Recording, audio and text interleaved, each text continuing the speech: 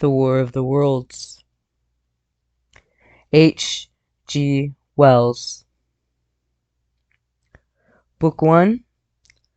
The Coming of the Martians. Chapter 1. The Eve of the War. No one would have believed in the last years of the 19th century that this world was being watched keenly and closely by intelligences greater than man's and yet as mortal as his own. That as men busied themselves about their various concerns, they were scrutinized and studied, perhaps almost as narrowly as a man with a microscope might scrutinize the transient creatures that swarm and multiply in a drop of water. With infinite complacency, men went to and fro over this globe about their little affairs, serene in the assurance of their empire over matter. It is possible that the infusoria under the microscope do the same.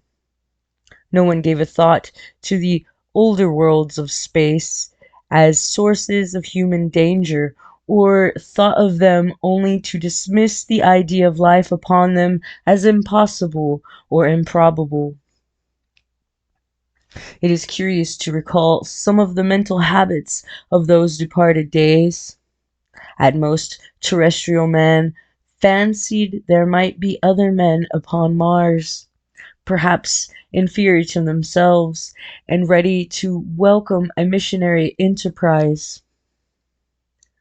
Yet across the gulf of space, minds that are to our own minds as ours are to those of the beasts that perish, intellects vast and cool and unsympathetic, regarded this earth with envious eyes, and slowly and surely drew their plans against us. And early in the 20th century came the great disillusionment. The planet Mars, I scarcely need remind the reader, revolves about the sun at a mean distance of 140 million miles, and the light and heat it receives from the sun is barely half of that received by this world.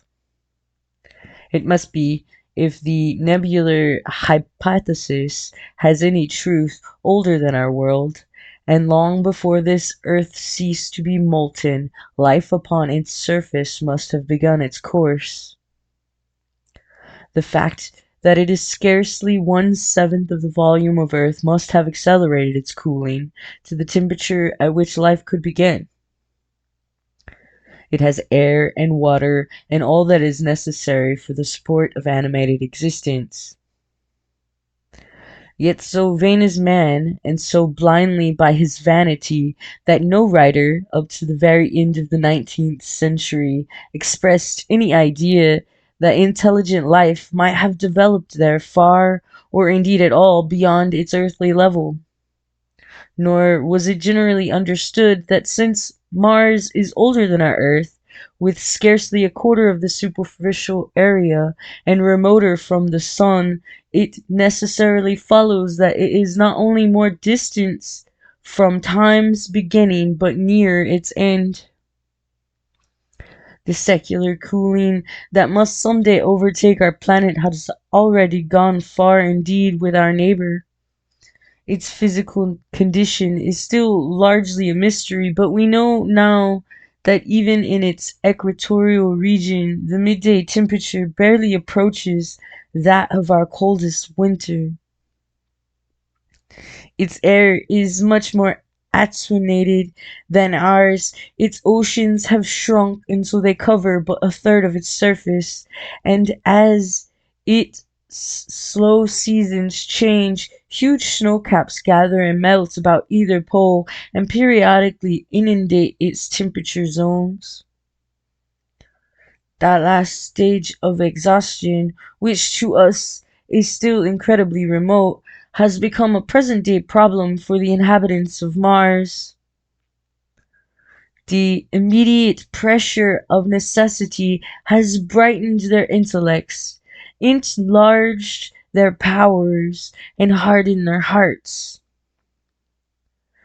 And looking across space with instruments and intelligences such as we have scarcely dreamed of, they see at its nearest distance, only 35 million of miles sunward of them, a morning star of hope, our own warmer planet, green with vegetation and gray with water, with a cloudy atmosphere eloquent of fertility, with glimpses through its drifting cloud wisps of broad stretches of populous country and narrow, navy-crowded seas.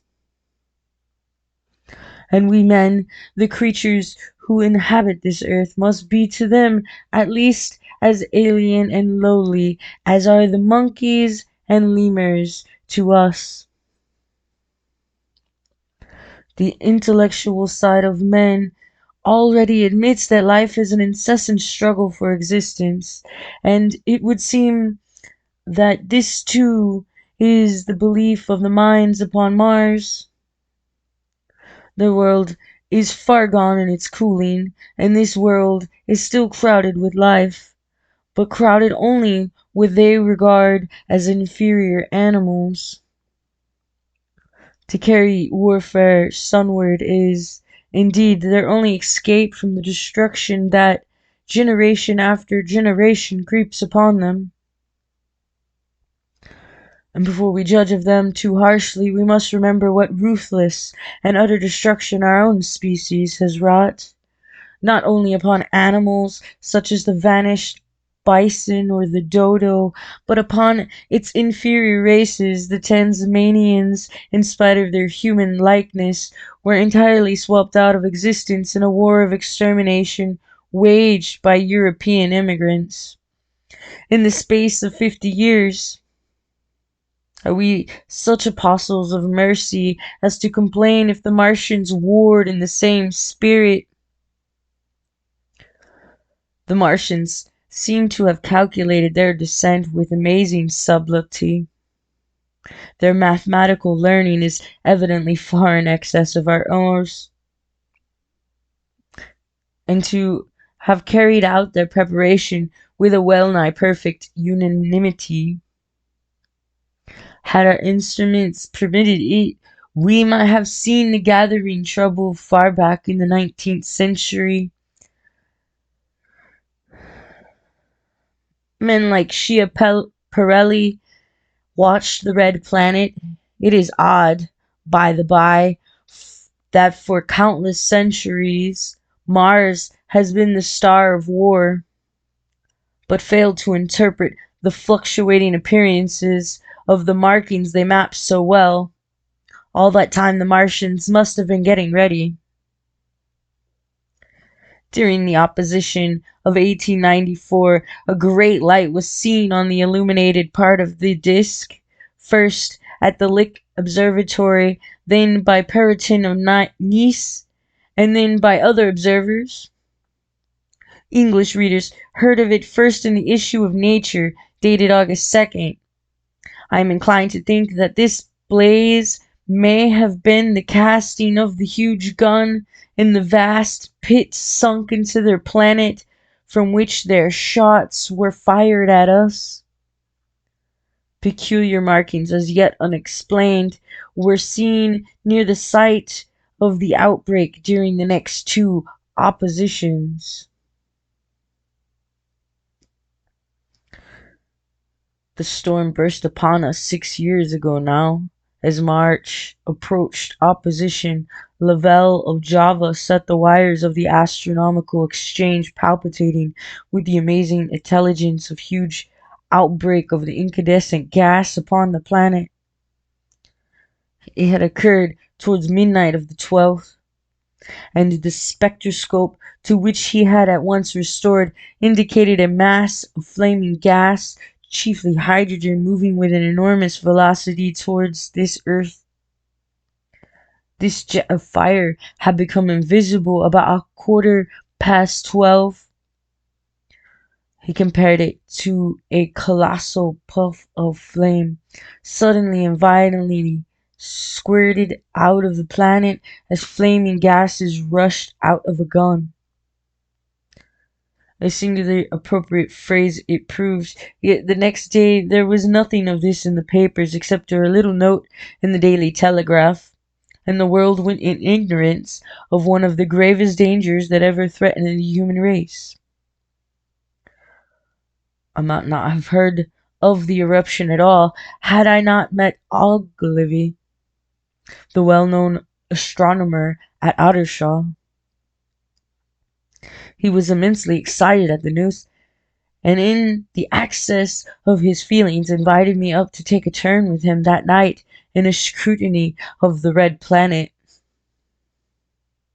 In spite of all that has happened since, I still remember the vigil very distinctly. The black and silent observatory, the shadowed lantern throwing a feeble glow upon the floor in the corner, the steady ticking of the clockwork of the telescope, the little slit in the roof, an oblong profundity with the stardust streaked across it. Ogilvy moved about, invisible but audible, looking through the telescope, once saw a circle of deep blue and the little round planet swimming in the field. It seemed such a little thing, so bright and small and still, faintly marked with transverse stripes and slightly flattened from the perfect round. But so little it was, so silvery warm, a pin's head of light. It was as if it quivered, but really this was the telescope vibrating with the activity of the clockwork that kept the planet in view. As I watched, the planet seemed to grow larger and smaller and to advance and recede. But that was simply that my eye was tired. 40 millions of miles it was from us. More than 40 millions of miles of void. Few people realize the immensity of vacancy in which the dust of the material universe swims. Near in the field, I remember, were 3 faint points of light, 3 telescopic stars infinitely remote, and all around it was the unfathomable darkness of empty space. You know how that blackness looks on a frosty starlit night? In a telescope it seems far profounder and invisible to me because it was so remote and small, flying swiftly and steadily towards me across the incredible distance, drawing nearer every minute by so many thousands of miles, came the thing they were sending us. The thing that was to bring so much struggle and calamity and death to the earth. I never dreamed of it. Then, as I watched, no one on earth dreamed of that unerring missile. That night, too, there was another jetting out of gas from the distant planet. I saw it, a reddish flash at the edge, the slightest projection of the outline, just as the chronometer struck midnight. And at that I told Ogilvy, and he took my place. The night was warm and I was thirsty, and I went stretching my legs clumsily and feeling my way in the darkness to the little table where the siphon stood, while Ogilvy exclaimed at the streamer of gas that came out towards us. That night, another invisible missile started on its way to the Earth from Mars, just a second or so under 24 hours after the first one. I remember how I sat on the table there in the darkness, with patches of green and crimson swimming before my eyes. I wish I had a light to smoke by, little suspecting the meaning of the minute gleam I had seen and all that it would presently bring me. Ogilvy watched till 1 and then gave it up, and we lit the lantern and walked over to his house. Down below in the darkness were Ottershar and Chertsey and all their hundreds of people sleeping in peace.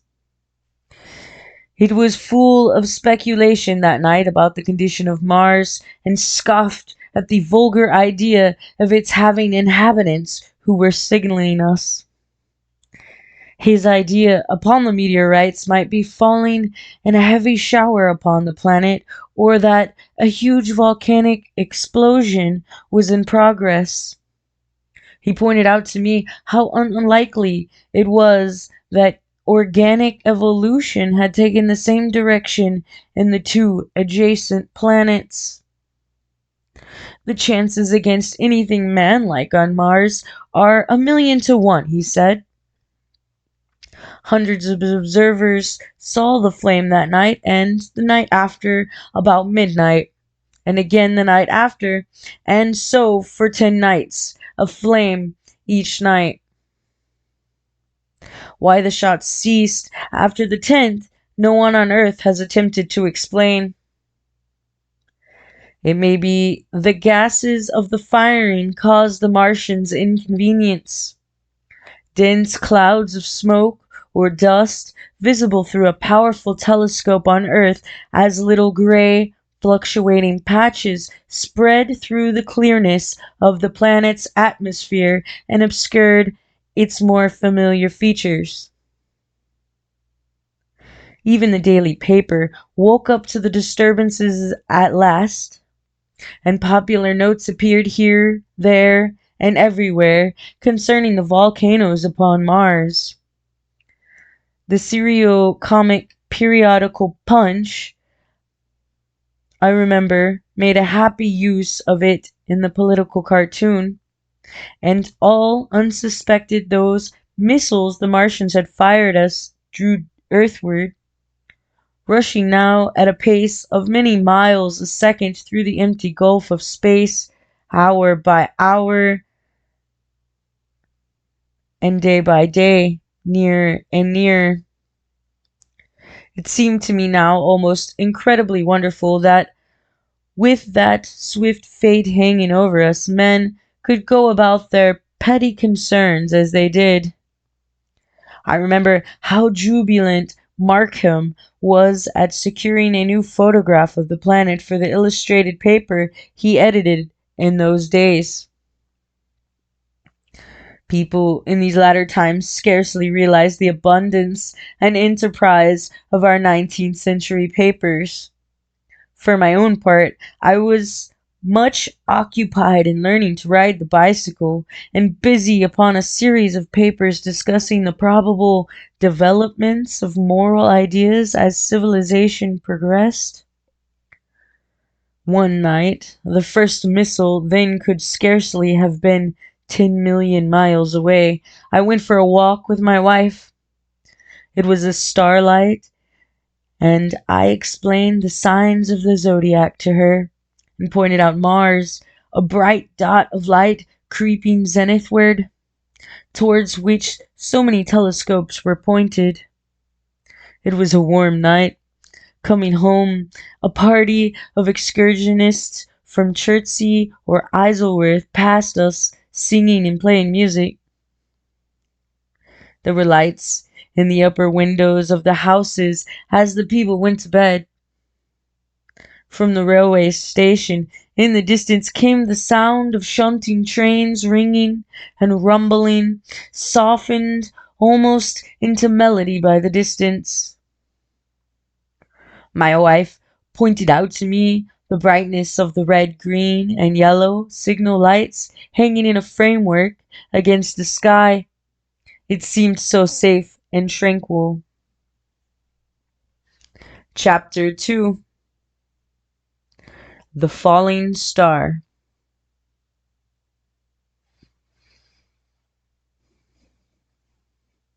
Then came the night of the first falling star. It was seen early in the morning, rushing over Winchester eastward, a line of flame high in the atmosphere. Hundreds must have seen it and taken it for an ordinary falling star. Albin described it as leaving a greenish streak behind it that glowed for some seconds. Denning, our great authority on meteorites, stated that the height of its first appearance was about 90 or 100 miles. It seemed to him that it fell to Earth about 100 miles east of him. I was at home at that hour and writing in my study, and although my French windows faced towards Ottershaw, and the blind was up, for I loved in those days to look up at the night sky, I saw nothing of it. Yet this strangest of all things that ever came to earth from outer space must have fallen while I was sitting there, visible to me had I only looked up as it passed. Some of those who saw its flight say it traveled with a hissing sound. I myself heard nothing of that. Many people in Berkshire, Surrey, and Middlesex must have seen the fall of it, and at most have thought that another meteorite had descended. No one seems to have troubled to look for the fallen mass that night. But very early in the morning, poor Ogilvy, who had seen the shooting star, and who was persuaded that a meteorite lay somewhere on the common between Horsell, Ottershaw, and Woking, rose early with the idea of finding it. Find it he did, soon after dawn, and not far from the sand pits. An enormous hole had been made by the impact of the projectile, and the sand and gravel had been flung violently in every direction over the heath, forming heaps visible a mile and a half away. The heather was on fire eastward, and a thin blue smoke rose against the dawn. The thing itself lay almost entirely buried in sand. Amidst the scattered splinters of a fir tree, it had shivered to fragments in its descent. The uncovered part had the appearance of a huge cylinder, caked over, and its outline softened by a thick, scaly, dun-colored incrustation. It had a diameter of about 30 yards. He approached the mass, surprised at the size, and more so at the shape, since most meteorites are rounded more or less completely.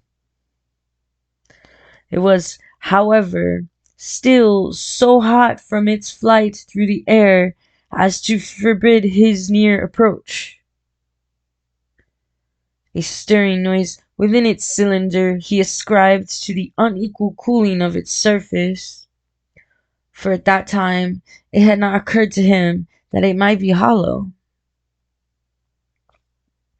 He remained standing at the edge of the pit that the thing had made for itself, staring at its strange appearance, astonished chiefly at its unusual shape and color, and dimly perceiving even then some evidence of design in its arrival. The early morning was wonderfully still, and the sun, just clearing the pine trees towards Weybridge, was already warm. He did not remember hearing any birds that morning. There were certainly no breeze stirring, and the only sound were the faint movements from within the cindery cylinder. He was all alone on the common.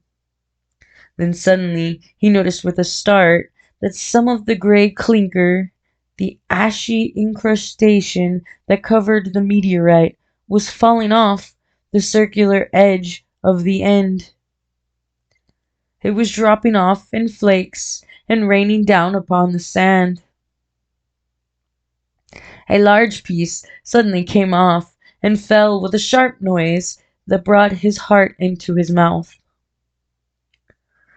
For a minute he scarcely realized what this meant, and although the heat was excessive, he clambered down into the pit close to the bulk to see the thing more clearly. He fancied even then that the cooling of the body might account for this, but what disturbed that idea was the fact that the ash was falling only from the end of the cylinder. and then he perceived that very slowly the circular top of the cylinder was rotating on its body. It was such a gradual movement that he discovered it only through noticing that a black mark that had been near him 5 minutes ago was now at the other side of the circumference.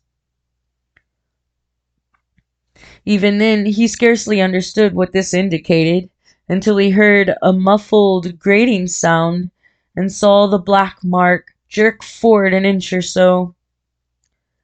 Then the thing came upon him in a flash. The cylinder was artificial, hollow, with an end that screwed out. Something within the cylinder was unscrewing the top. "Good heavens," said Ogilvy. "There's a man in it! Men in it, half roasted to death, trying to escape!" At once, with a quick mental leap, he linked the thing with the flash upon Mars. The thought of the confined creature was so dreadful to him that he forgot the heat and went forward to the cylinder to help turn. But luckily, the dull radiation arrested him before he could burn his hands on the still glowing metal. At that, he stood irresolute for a moment, then turned, scrambled out of the pit, and set off running wildly into Woking. The time then must have been somewhere about 6 o'clock. He met a wagoner and tried to make him understand, but the tale he told and his appearance were so wild, his hat had fallen off in the pit, that the man simply drove on. He was equally unsuccessful with the potman, who was just unlocking the doors of the public house by Horsell Bridge. The fellow thought that he was a lunatic at large, and made an unsuccessful attempt to shut him into the tap room. That sobered him a little, and when he saw Henderson, the London journalist, in his garden, he called over the paling and made himself understood. "Henderson," he called, "you saw that shooting star last night?" "Well," said Henderson, "it's out on Horsell Common now." "Good Lord," said Henderson, "fallen meteorite? That's good. But it's something more than a meteorite. It's a cylinder, an artificial cylinder, man, and there's something inside." Henderson stood up with his spade in his hand. "What's that?" he said. He was deaf in one ear. Ogilvy told him all that he had seen. Henderson was a minute or so taking it in. Then he dropped his spade, snatched up his jacket, and came out into the road. The two men hurried back at once to the common, and found the cylinder still lying in the same position. But now the sounds inside had ceased, and a thin circle of bright metal showed between the top and the body of the cylinder. Air was either entering or escaping at the rim with a thin, sizzling sound. They listened, rapped on the scaly burnt metal with a stick, and meeting with no response, they both concluded the men inside must be insensible or dead. Of course the two were quite unable to do anything. They shouted consolation and promises and went off back to the town again to get help. One can imagine them, covered with sand, excited and disordered, running up the little street in the bright sunlight just as the shop folks were taking down their shutters and people were opening their bedroom windows. Henderson went into the railway station at once, in order to telegraph the news to London. The newspaper article had prepared men's minds for the reception of the idea.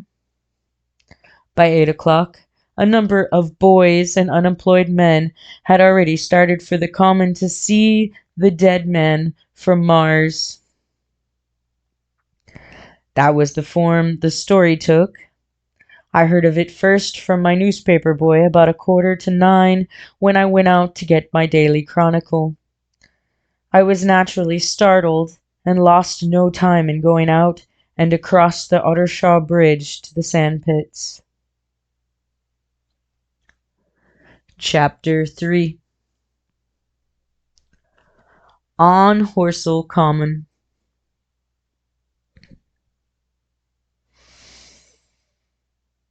I found a little crowd of perhaps 20 people surrounding the huge hole in which the cylinder lay. I have already described the appearance of the colossal bulk embedded in the ground. The turf and gravel about it seemed charred as if by a sudden explosion. No doubt its impact had caused a flash of fire. Henderson and Ogilvy were not there. I think they perceived that nothing was to be done for the present and had gone away to breakfast at Henderson's house. There were 4 or 5 boys sitting on the edge of the pit, with their feet dangling and amusing themselves, until I stopped them by throwing stones at the giant mass. After I had spoken to them about it, they began playing a touch in and out of the group of bystanders. Among these were a couple of cyclists, a jobbing gardener I employed sometimes, a girl carrying a baby, Greg the butcher and his little boy, and 2 or 3 loafers and golf caddies who were accustomed to hang about the railway station. There was very little talking. Few of the common people in England had anything but the vaguest astronomical ideas in those days. Most of them were staring quietly at the big table-like end of the cylinder, which was still as Ogilvy and Henderson had left it. I fancy the popular expectation of a heap of charred corpses was disappointed at this inanimate bulk. Some went away while I was there, and other people came. I clambered into the pit and fancied I'd heard a faint movement under my feet. The top had certainly ceased to rotate. It was only when I got thus close to it that the strangeness of the object was at all evident to me. At the first glance, it was really no more exciting than an overturned carriage or a tree blown across the road. Not so much, indeed. It looked like a rusty gas float. It required a certain amount of scientific education to perceive that the grayscale of the thing was no common oxide, that the yellowish-white metal that gleamed in the crack between the lid and the cylinder had an unfamiliar hue. Extraterrestrial had no meaning for most of the onlookers. At that time it was quite clear in my own mind that the thing had come from the planet Mars, but I judged it improbable that it contained any living creature. I thought that this unscrewing might be automatic. In spite of Ogilvy, I still believed that there were men in Mars. My mind ran fancifully on the possibilities of its containing manuscript, on the difficulties in translations that might arise, whether we should find coins and models in it, and so forth. Yet it was a little too large for assurance on this idea. I felt an impatience to see it opened. About 11, as nothing seemed happening, I walked back, full of such thought, to my home in Maybury. But I found it difficult to get to work upon my abstract investigations. In the afternoon, the appearance of the common had altered very much. The early editions of the evening paper had startled London with enormous headlines. A message received from Mars. Remarkable story from Woking. And so forth. In addition, Ogilvy, wired to the astronomical exchange, had roused every observatory in the three kingdoms. There were half a dozen flies or more from the Woking station standing in the road by the sandpit, a basket chaise from Chobham, and a rather lordy carriage. Besides that, there was quite a heap of bicycles. In addition, a large number of people must have walked in spite of the heat of the day from Woking to Chertsey, so that there was altogether quite a considerable crowd, one or two gaily dressed ladies among the others. It was glaringly hot, not a cloud in the sky nor a breath of wind, and the only shadow was that of a few scattered pine trees. The burning heather had been extinguished, but the level ground towards Ottershaw was blackened as far as one could see, and still giving off vertical streamers of smoke. An enterprising sweetstuff dealer in the Chobham Road had sent up his son with a barrow load of green apples and ginger beer. Going to the edge of the pit, I found it occupied by a group of about half a dozen men, Henderson, Ogilvy, and a tall, fair-haired man that I afterwards learned was Stent, the astronomer royal, with several workmen wielding spades and pickaxes. Stent was giving directions in a clear, high-pitched tone. He was standing on the cylinder, which was now evidently much cooler. His face was crimson and streaming with perspiration, and something seemed to have irritated him. A large portion of the cylinder had been uncovered, though its lower end was still embedded. As soon as Ogilvy saw me among the staring crowd on the edge of the pit, he called to me to come down, and asked me if I would mind going over to see Lord Hilton, the lord of the manor. The growing crowd, he said, was becoming a serious impediment to their excavations, especially the boys. They wanted a light railing put up and help to keep the people back. He told me that a faint stirring was occasionally still audible within the case, but that the workmen had failed to unscrew the top, as it afforded no grip to them. The case appeared to be enormously thick, and it was possible that the faint sound we heard represented a noisy tumult in the interior. I was very glad to do as he asked, and so become one of the privileged spectators within the contemplated enclosure. I failed to find Lord Hilton at his house, but I was told he was expected from London by the 6 o'clock train from Waterloo. And as it was then about 5:15, I went home, had some tea, and walked up to the station to waylay him. Chapter 4. The cylinder opens. When I returned to the common, the sun was setting. Scattered groups were hurrying from the direction of Woking, and one or two persons were returning. The crowd about the pit had increased, and stood out black against the lemon yellow of the sky. A couple of hundred people, perhaps. There were raised voices, and some sort of struggle appeared to be going on about the pit.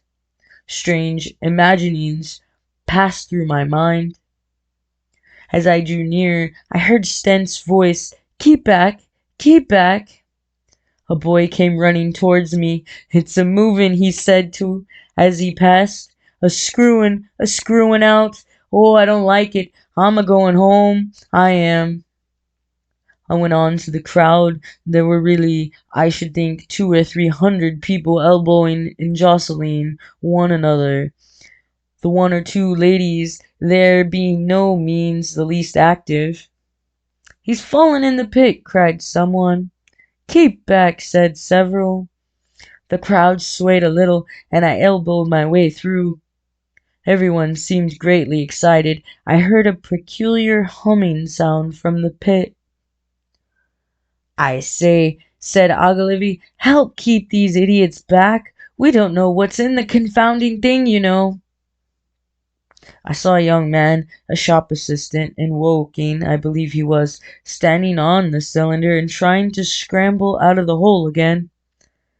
The crowd had pushed him in. The end of the cylinder was being screwed out from within. Nearly 2 feet of shining screw projected.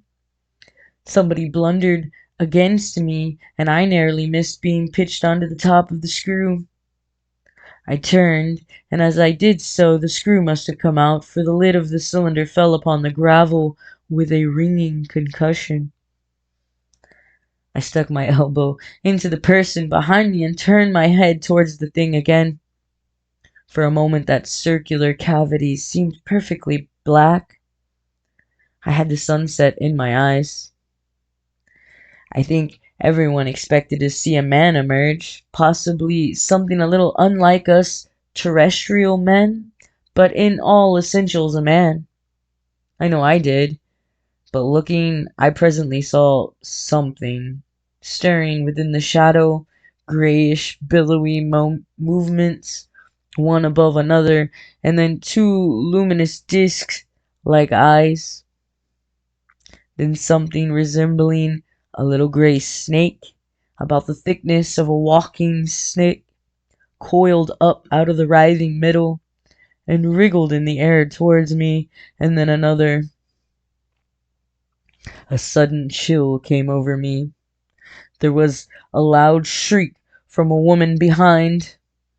I half turned, keeping my eyes fixed upon the cylinder still, from which other tentacles were now projecting, and began pushing my way back from the edge of the pit. I saw astonishment giving place to horror on the faces of the people about me. I heard inarticulate exclamations on all sides. There was a general movement backwards. I saw the shopman struggling still on the edge of the pit. I found myself alone and saw the people on the other side of the pit running off, Stent among them. I looked again at the cylinder, and ungovernable terror gripped me. I stood petrified and staring.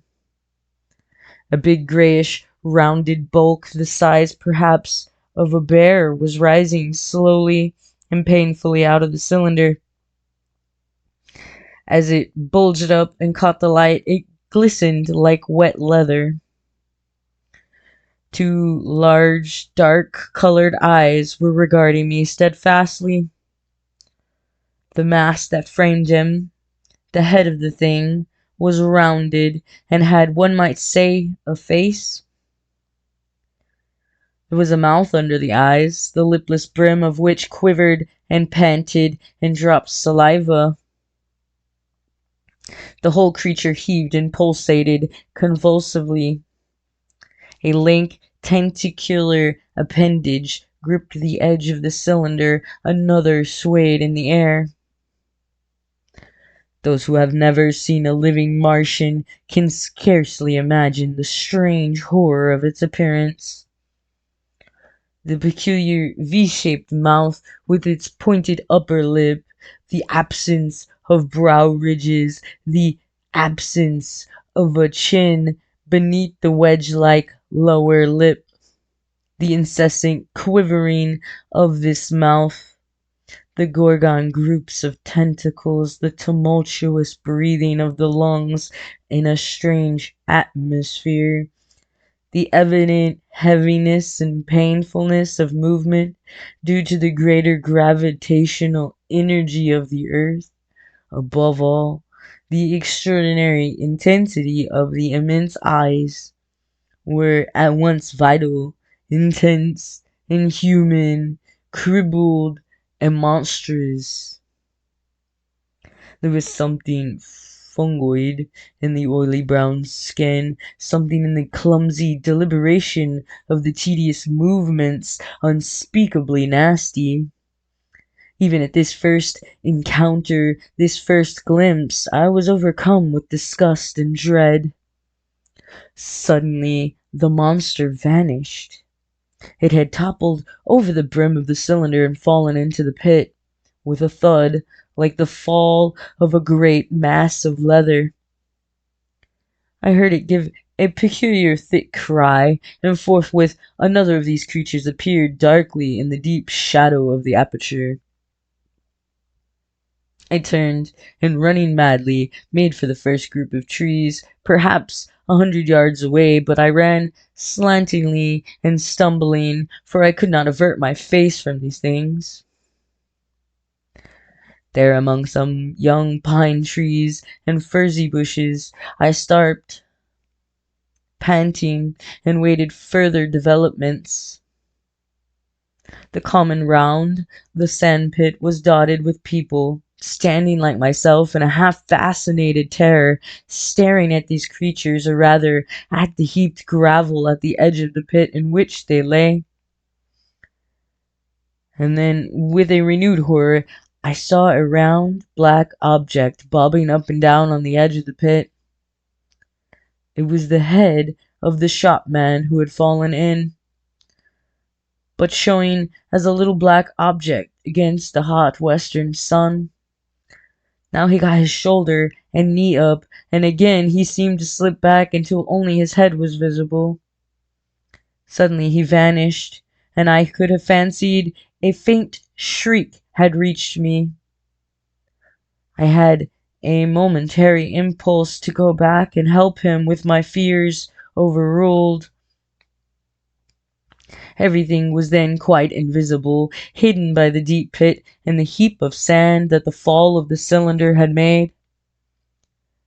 Anyone coming along the road from Clothbound or Woking would have been amazed at the sight, a dwindling multitude of perhaps 100 people or more, standing in a great irregular circle, in ditches, behind bushes, behind gates and hedges, saying little to no one, anyone, and that, in short, excited shouts, and staring hard at a few heaps of sand.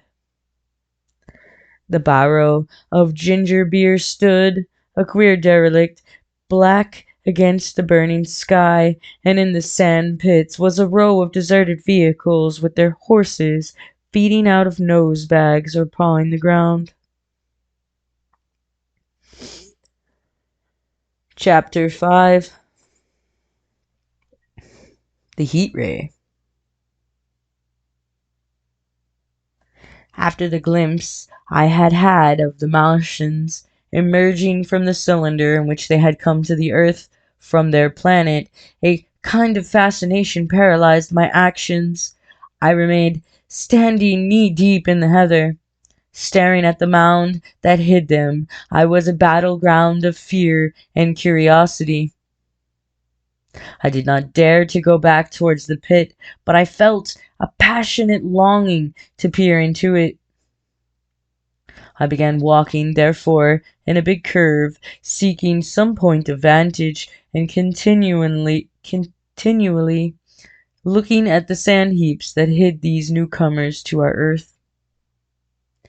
Once a leash of thin black whips, like the arms of an octopus, flashed across the sunset and was immediately withdrawn, and afterwards a thin rod rose up, joint by joint, bearing at its apex a circular disc that spun with a wobbling motion. What could be going on there? Most of the spectators had gathered in one or two groups, one a little crowd towards Woking, the other a knot of people in the direction of Clothbound. Evidently, they shared my mental conflict. There were few near me. One man I approached. He was, I perceived, a neighbor of mine, though I did not know his name, and accosted. But it was scarcely a time for articulate conversation. "What ugly brutes!" he said. Good God, what ugly brutes! He repeated this over and over again. Did you see a man in the pit? I said. But he made no answer to that. We became silent and stood watching for a time side by side, deriving, I fancy, a certain comfort in one another's company. Then I shifted my position to a little knoll that gave me the advantage of a yard or more of elevation, and when I looked for him presently, he was walking towards Woking.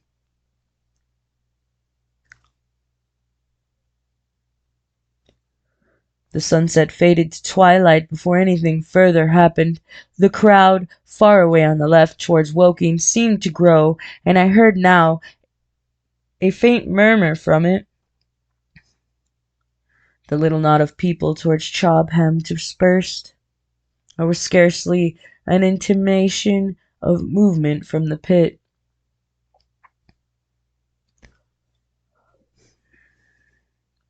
It was this, as much as anything, that gave people courage, and I suppose the new arrivals from Woking also helped to restore confidence. At any rate, as the dusk came on, a slow, intermittent movement upon the sand pits began. A movement that seemed to gather force as the stillness of the evening about the cylinder remained unbroken. Vertical black figures in twos and threes would advance, stop, watch, and advance again, spreading out as they did so in a thin, irregular crescent that promised to enclose the pit in its actuating horns. I too, on my side, began to move towards the pit. Then I saw some cabmen, and others had walked boldly into the sand-pit, and heard the clatter of hoofs and the gride of wheels. I saw a lad trundle off the barrow of apples, and then, within 30 yards of the pit, advancing from the direction of Horsell, I noted a little black knot of men, foremost of whom was waving a white flag. This was the deputation. There had been a hasty consultation, and since the Martians were evidently, in spite of their repulsive forms, intelligent creatures, it had been resolved to show them, by approaching them with signals, that we too were intelligent. Flutter, flutter went the flag, first to the right, then to the left. It was too far for me to recognize anyone there, but afterwards I learned that Ogilvy, Stent, and Henderson were with others in this attempt at communication. This little group had, in its advance, dragged inward, so to speak, the circumference of the now almost complete circle of people, and a number of black figures followed it at discreet distances. Suddenly there was a flash of light, and a quantity of luminous greenish smoke came out of the pit in 3 distinct puffs, which drove up, one after the other, straight into the still air. This smoke, or flame, perhaps, would be the better word for it, was so bright that the deep blue sky overhead and the hazy stretches of brown common towards Chertsey, set with black pine trees, seemed to darken abruptly as these puffs arose, and to remain the darker after their dispersal. At the same time, a faint hissing sound became audible. Beyond the pit stood the little wedge of people with the white flag at its apex, arrested by these phenomena, a little knot of small, vertical black shapes upon the black ground. As the green smoke arose, their faces flashed out pallid green, and faded again as it vanished. Then slowly the hissing passed into a humming, into a long, loud, droning noise. Slowly a humped shape rose out of the pit, and the ghost of a beam of light seemed to flicker out from it.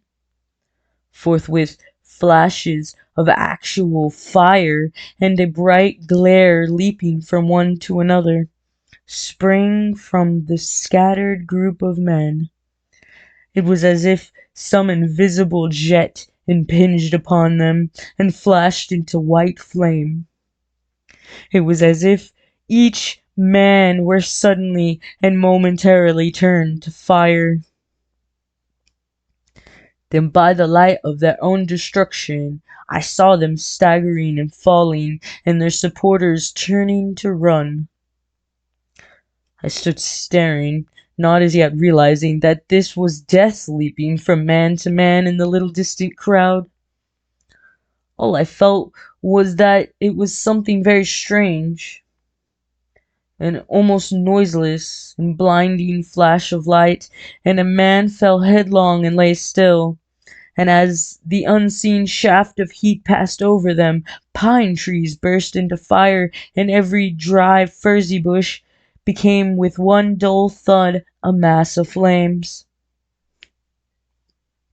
And far away towards Nap Hill, I saw the flashes of trees and hedges and wooden buildings suddenly set alight. It was sweeping round swiftly and steadily, this flaming death, this invisible, inevitable sword of heat. I perceived it coming towards me by the flashing bushes it touched, and was too astounded and stupefied to stir. I heard the crackle of fire in the sandpits, and the sudden squeal of a horse that was as suddenly stilled.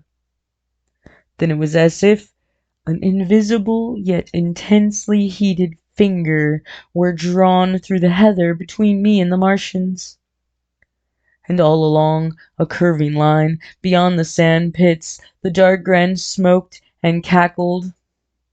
Something fell with a crash far away to the left, where the road from Woking Station opens out of the common. Forthwith the hissing and humming ceased, and the black dome-like object sank slowly out of sight into the pit. All this had happened with such swiftness that I had stood motionless, dumbfounded, and dazzled by the flashes of light. Had that death swept through a full circle, it must inevitably have slain me in my surprise. But it passed and spared me, and left the night about me suddenly dark and unfamiliar. The undulating commons seemed now dark almost to blackness, except where its roadways lay grey and pale under the deep blue sky of the early night. It was dark and suddenly void of men. Overhead, the stars were mustering, and in the west the sky was still a pale, bright, almost greenish blue. The tops of the pine trees and the roofs of Horsell came out sharp and black against the western afterglow. The Martians and their appliances were altogether invisible, save for the thin mast upon which their restless mirror wobbled. Patches of bush and isolated trees here and there smoked glowed still, and the houses towards Woking Station were sending up spires of flame into the stillness of the evening air. Nothing was changed save for that and a terrible astonishment. The little group of black specks with the white flag of white had been swept out of existence, and the stillness of the evening, so it seemed to me, had scarcely been broken. It came to me that I was upon this dark common, helpless, unprotected, and alone. Suddenly, like a thing falling on me from without, came fear. With an effort I turned and began a stumbling run through the heather. The fear I felt was no rational fear, but a panic, terror, not only of the Martians, but of the dusk and stillness all about me. Such an extraordinary effect in unmanning me it had, that I ran weeping silently as a child might do. Once I had turned, I did not dare to look back. I remember I felt an extraordinary persuasion that I was being played with, that presently, when I was upon the very verge of safety, this mysterious death, as swift as the passage of light, would leap after me from the pit about the cylinder and strike me down. Chapter 6. The Heat Ray in the Cobham Road. It is still a matter of wonder how the Martians are able to slay men so swiftly and so silently.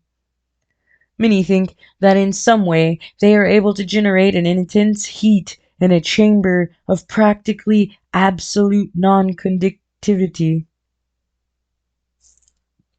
This intense heat they project in a parallel beam against any object they choose by means of a polished parabolic mirror of unknown composition, much as the parabolic mirror of a lighthouse projects a beam of light. But no one has absolutely proved these details. However it is done, it is certain that a beam of heat is the essence of the matter. Heat, and invisible instead of visible light. Whatever it is, combustible flashes into flames as it's touched. Lead runs like water, it softens iron, cracks and melts glass, and when it falls upon water incontinently, that explodes into steam. That night nearly 40 people lay upon the starlight about the pit, charred and distorted beyond recognition. And all night long the common from Horsell to Maybury was deserted and brightly ablaze. The news of the massacre probably reached Cobham, Woking, and Ottershaw about the same time. In Woking the shops had closed when the tragedy happened, and a number of people, shop people and so forth, attracted by the stories they had heard, were walking over the Horsell Bridge and along the road between the hedges that runs out at last upon the common.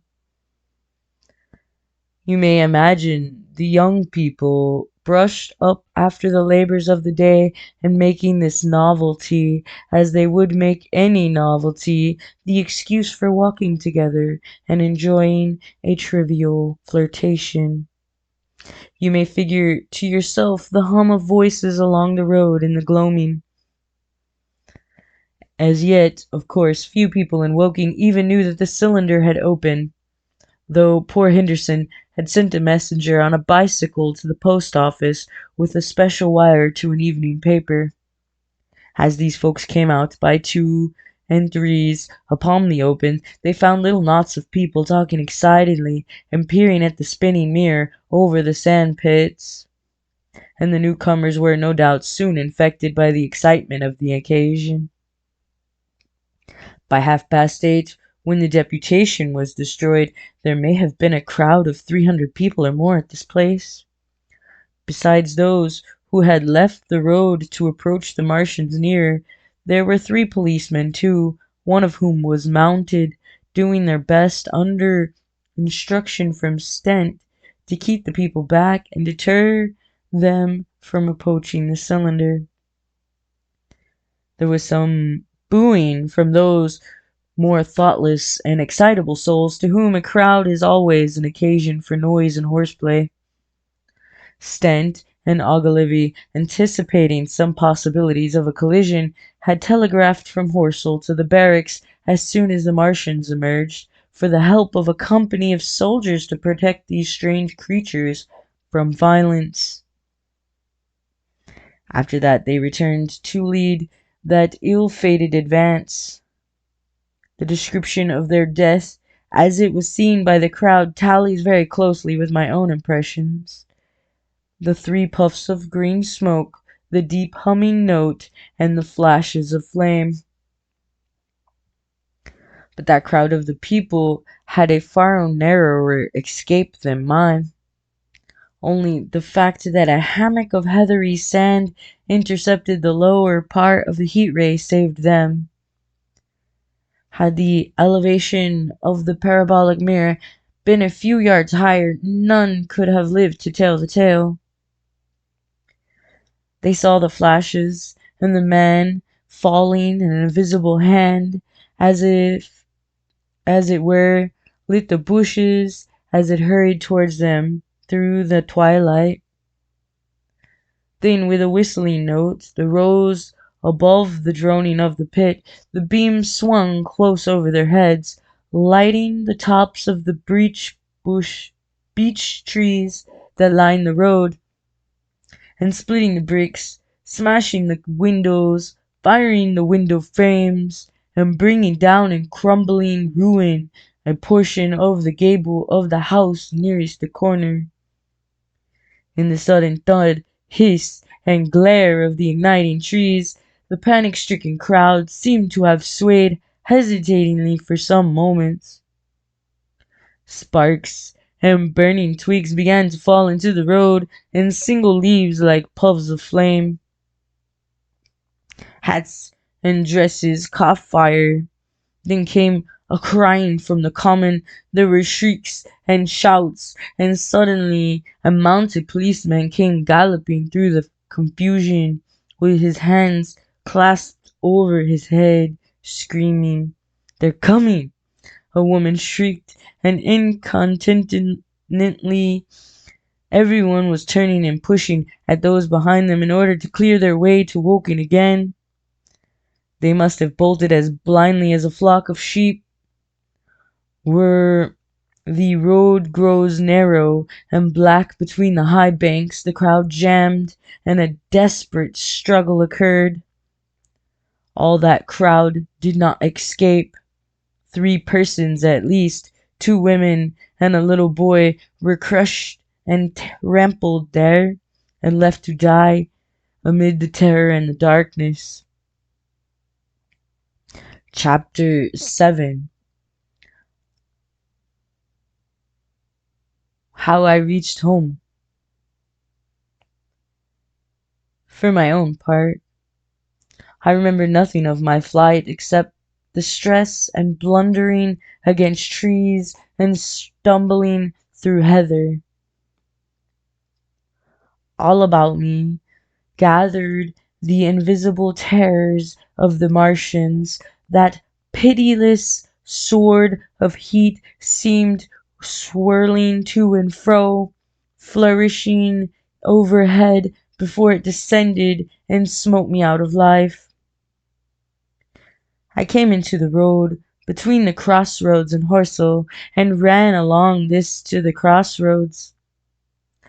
At last I could go no further. I was exhausted with the violence of my emotion and of my flight, and I staggered and fell by the wayside. That was near the bridge that crosses the canal by the gasworks. I fell and lay still. I must have remained there for some time. I sat up, strangely perplexed. For a moment, perhaps, I could not clearly understand how I came there. My terror had fallen from me like a garment. My hat had gone, and my collar had burst away from its fastener.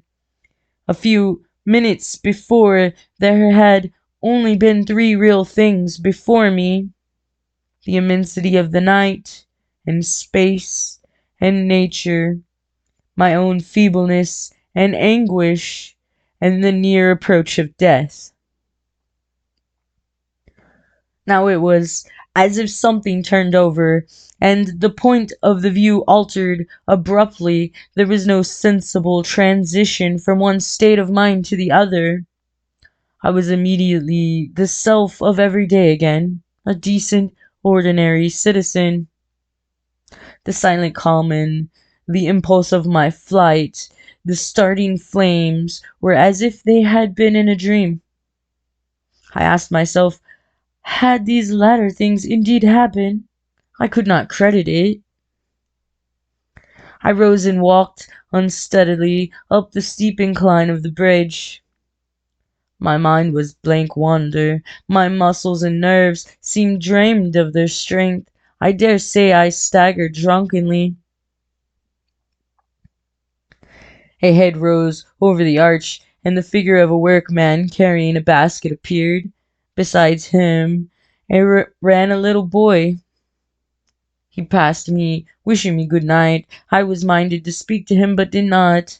I answered his greeting with a meaningless mumble and went over the bridge. Over the Mayberry Arch a train, a billowing tumult of white, firelit smoke, and a long caterpillar of lighted windows, went flying south, clatter, clatter, clap, clap, and it had gone. A dim group of people talked in the gate of one of the houses in the pretty little row of gables that was called Oriental Terrace. It was also real and so familiar, and that behind me it was frantic, fantastic. Such things, I told myself, could not be. Perhaps I am a man of exceptional moods. I do not know how far my experience is common. At times I suffer from the strangest sense of detachment from myself and the world about me. I seem to watch it all from the outside, from somewhere inconceivably remote, out of time, out of space, out of the stress and tragedy of it all. This feeling was very strong upon me that night. Here was another side to my dream. But the trouble was the blank incongruity of the serenity and the swift death flying yonder, not 2 miles away. There was a noise of business from the gasworks, and the electric lamps were all alight. I stopped at the group of people. "What news from the common?" said I. There were 2 men and a woman at the gate. "Eh?" said one of the men, turning. "What news from the common?" I said. "Ain't you just been there?" asked the men. "People seem fairly silly about the common," said the woman over the gate. "What's it all about?" "Haven't you heard of the men from Mars?" said I. "The creatures from Mars." "Quite enough," said the woman over the gate. "Thanks," and all three of them laughed. I felt foolish and angry. I tried and found I could not tell them what I had seen. They laughed again at my broken sentences. "You'll hear more yet," I said, and went on to my home. I startled my wife at the doorway, so haggard was I. I went into the dining room, sat down, drank some wine, and so soon as I could collect myself sufficiently, I told her the things I had seen. The dinner, which was a cold one, had already been served and remained neglected on the table while I told my story. "There is one thing," I said, "to allay the fears I had aroused. They are the most sluggish things I ever saw crawl. They may keep the pit and kill people who come near them, but they cannot get out of it. But the horror of them!" "Don't, dear," said my wife, knitting her brows and putting her hand on mine. "Poor Ogilvy," I said, "to think he may be lying dead there." My wife, at least, did not find my experience incredible. When I saw how deadly white her face was, I ceased abruptly. "They may come here," she said again and again. I pressed her to take wine and tried to reassure her. "They can scarcely move," I said. I began to comfort her and myself by repeating all that Ogilvy had told me of the impossibility of the Martians establishing themselves on Earth. In particular, I laid stress on the gravitational difficulty. On the surface of the Earth, the force of gravity is 3 times what it is on the surface of Mars. A Martian, therefore, would weigh 3 times more than on Mars, albeit his muscular strength would be the same. His own body would be a cope of lead to him. That indeed was the general opinion. Both the Times and the Daily Telegraph, for instance, insisted on it the next morning, and both overlooked, just as I did, two obvious modifying influences. The atmosphere of the Earth, we know now, contains far more oxygen and far less argon, whichever way one likes to put it, than does Mars.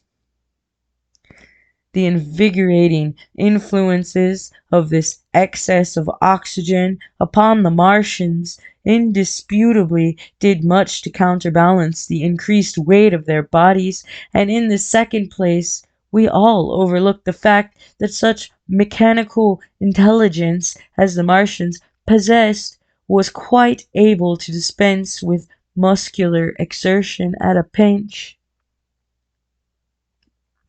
But I did not consider these points at the time, and so my reasoning was dead against the chances of the invaders. With wine and food, the confidence of my own table, and the necessity of reassuring my wife, I grew by insensible degrees courageous and secure.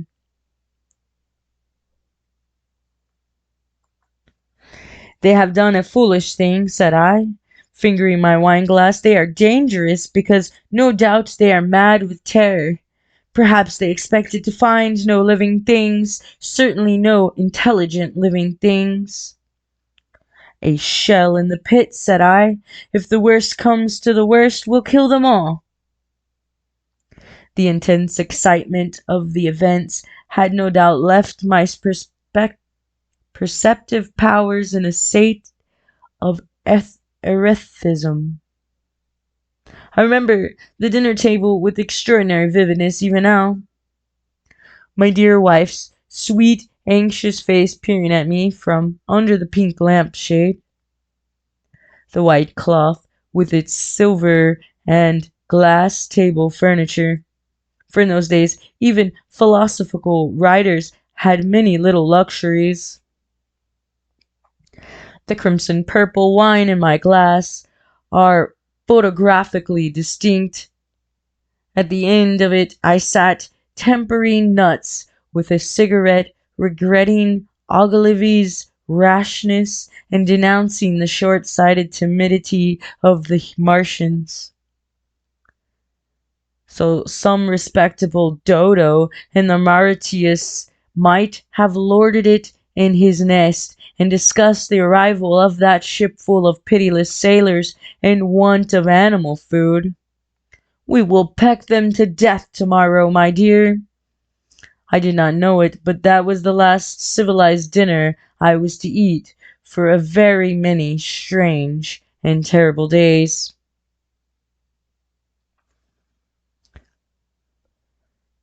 Chapter 8.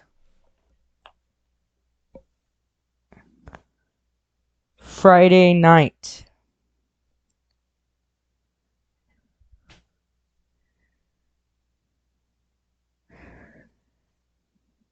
The most extraordinary thing to my mind, of all the strange and wonderful things that happened upon that Friday, was the dovetailing of the commonplace habitats of our social order with the first beings of the series of events that was to topple that social order headlong.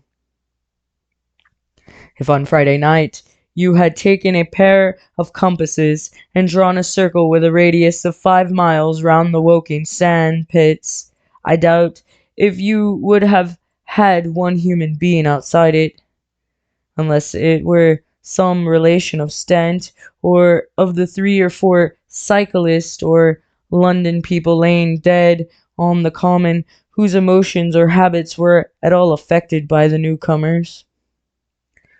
Many people had heard of the cylinder, of course, and talked about it in their leisure, but it certainly did not make the sensation that an ultimatum to Germany would have done. In London, that poor night, Henderson's telegram describing the gradual unscrewing of the shot was judged to be a canard, and his evening paper, after wiring for authenticity from him, and receiving no reply, the man was killed, described not to print a special edition. Even within the 5 mile circle, the great majority of people were inert.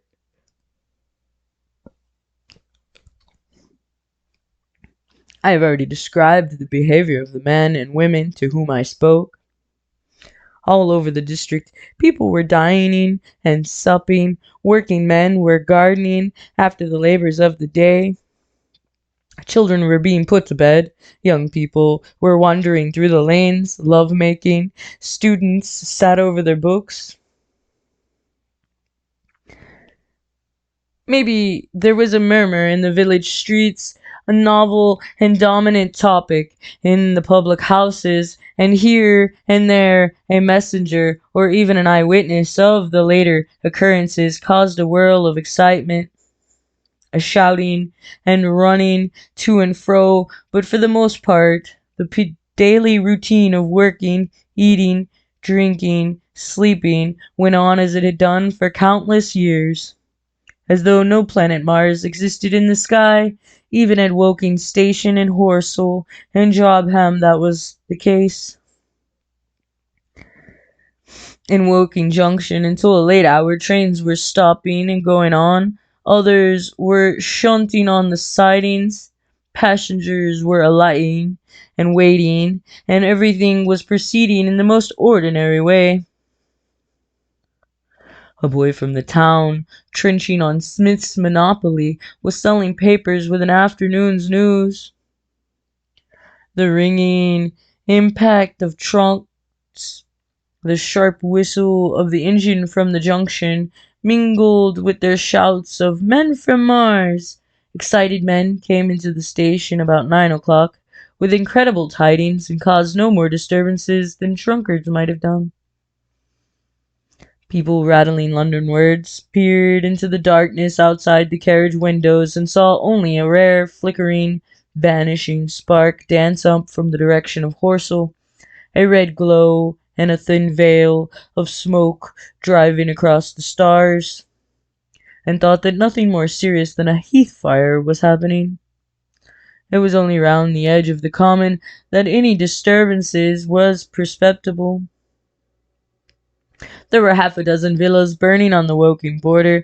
There were lights in all the houses on the common of the 3 villages, and the people there kept awake till dawn. A curious crowd lingered restlessly, people coming and going, but the crowd remaining, both on the Chopham and Horsell bridges. 1 or 2 adventurous souls, it was afterwards found, went into the darkness and crawled quite near the Martians, but they never returned. For now and again a light ray, like the beam of a warship's searchlight, swept the common, and the heat ray was ready to follow. Save for such, the big area of common was silent and desolate, and the charred bodies lay about on it all night under the stars, and all the next day. A noise of hammering from the pit was heard by many people. So you have the state of things on Friday night in the center, sticking into the skin of our old planet Earth like a poison dart, was this cylinder. But the poison was scarcely working yet. Around it was a patch of silent common, smoldering in places, and with a few dark, dimly seen objects lying in the contorted attitudes here and there. Here and there was a burning bush or tree. Beyond was a fringe of excitement, and further than that fringe the inflammation had not crept as yet. In the rest of the world the stream of life was flowed as it had flowed for immemorial years. The fever of war that would presently clog vein and artery, deaden nerve, and destroy brain had still developed. All night long the Martians were hammering and stirring, sleepless, indefatigable, at work upon the machines they were making ready, and ever and again a puff of greenish white smoke whirled up to the starlit sky. About 11, a company of soldiers came through Horsell and deployed along the edge of the common to form a cordon. Later, a second company marched through Clothbound to deploy on the north side of the common. Several officers from the Ingerman barracks had been on the common earlier in the day, and one, Major Eden, was reported to be missing. The colonel of the regiment came to the Clothbound bridge and was busy questioning the crowd at midnight. The military authorities were certainly alive to the seriousness of the business. About 11, the next morning's paper were able to say a squadron of hussars, 2 Maxims, and about 400 men of the Cardigan regiment started from Aldershot. A few seconds after midnight, the crowd in the Chertsey Road Woking saw a star fall from heaven into the pine woods to the northwest. It had a greenish color and caused a silent brightness like summer lightning. This was the second cylinder.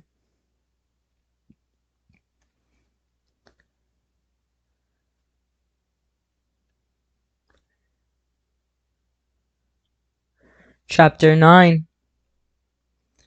The fighting begins. Saturday lives in my memory as a day of suspense. It was a day of lassitude, too, hot and close, with, I am told, a rapidly fluctuating barometer. I had slept but little, though my wife had succeeded in sleeping, and I rose early. I went into my garden before breakfast and stood listening, but towards the common there was nothing stirring but a lark. The milkman came as usual. I heard the rattle of his chariot, and I went round to the side gate to ask the latest news. He told me that during the night the Martians had been surrounded by troops, and the guns were expected. Then a familiar, reassuring note, I heard a train running towards Woking. "They aren't to be killed," said the milkman, "if that can possibly be avoided." I saw my neighbor gardening, chatted with him for a time, and then strolled in to breakfast. It was a most unexceptional morning. My neighbor was of opinion that the troops would be able to capture or destroy the Martians during the day. "It's a pity they make themselves so unapproachable," he said. "It would be curious to know how they live on another planet. We might learn a thing or two." He came up to the fence and extended a handful of strawberries, for his gardening was as generous as it was enthusiastic. At the same time he told me of the burning of the pine woods about the Byfleet golf links. "They say," he said, "that there's another one of those blessed things fallen there, number 2. But one's enough, surely. This lot'll cost the insurance people a pretty penny before everything's settled." He laughed with an air of the greatest good humor as he said this. The woods, he said, were still burning and pointed out a haze of smoke to me. "They will be hot underfoot for days on account of the thick soil of pine needles and turf," he said, and then grew serious over poor Ogilvy. After breakfast, instead of working, I decided to walk down towards the common. Under the railway bridge I found a group of soldiers, sappers, I think, men in small round caps, dirty red jackets unbuttoned and showing their blue shirts, dark trousers, and boots coming to the calf. They told me No one was allowed over the canal, and looking along the road towards the bridge, I saw one of the cardigan men standing sentinel there. I talked with these soldiers for a time. I told them of my sight of the Martians on the previous evening. None of them had seen the Martians, and they had but the vaguest ideas of them, so that they piled me with questions.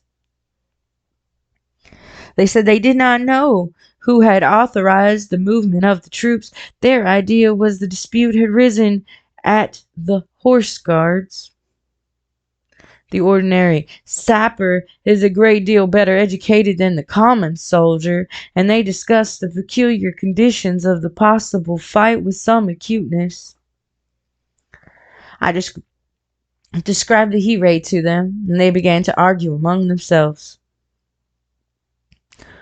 Crawl up under cover and rush 'em, say I, said one. Get out, said another. What's cover against this here eat?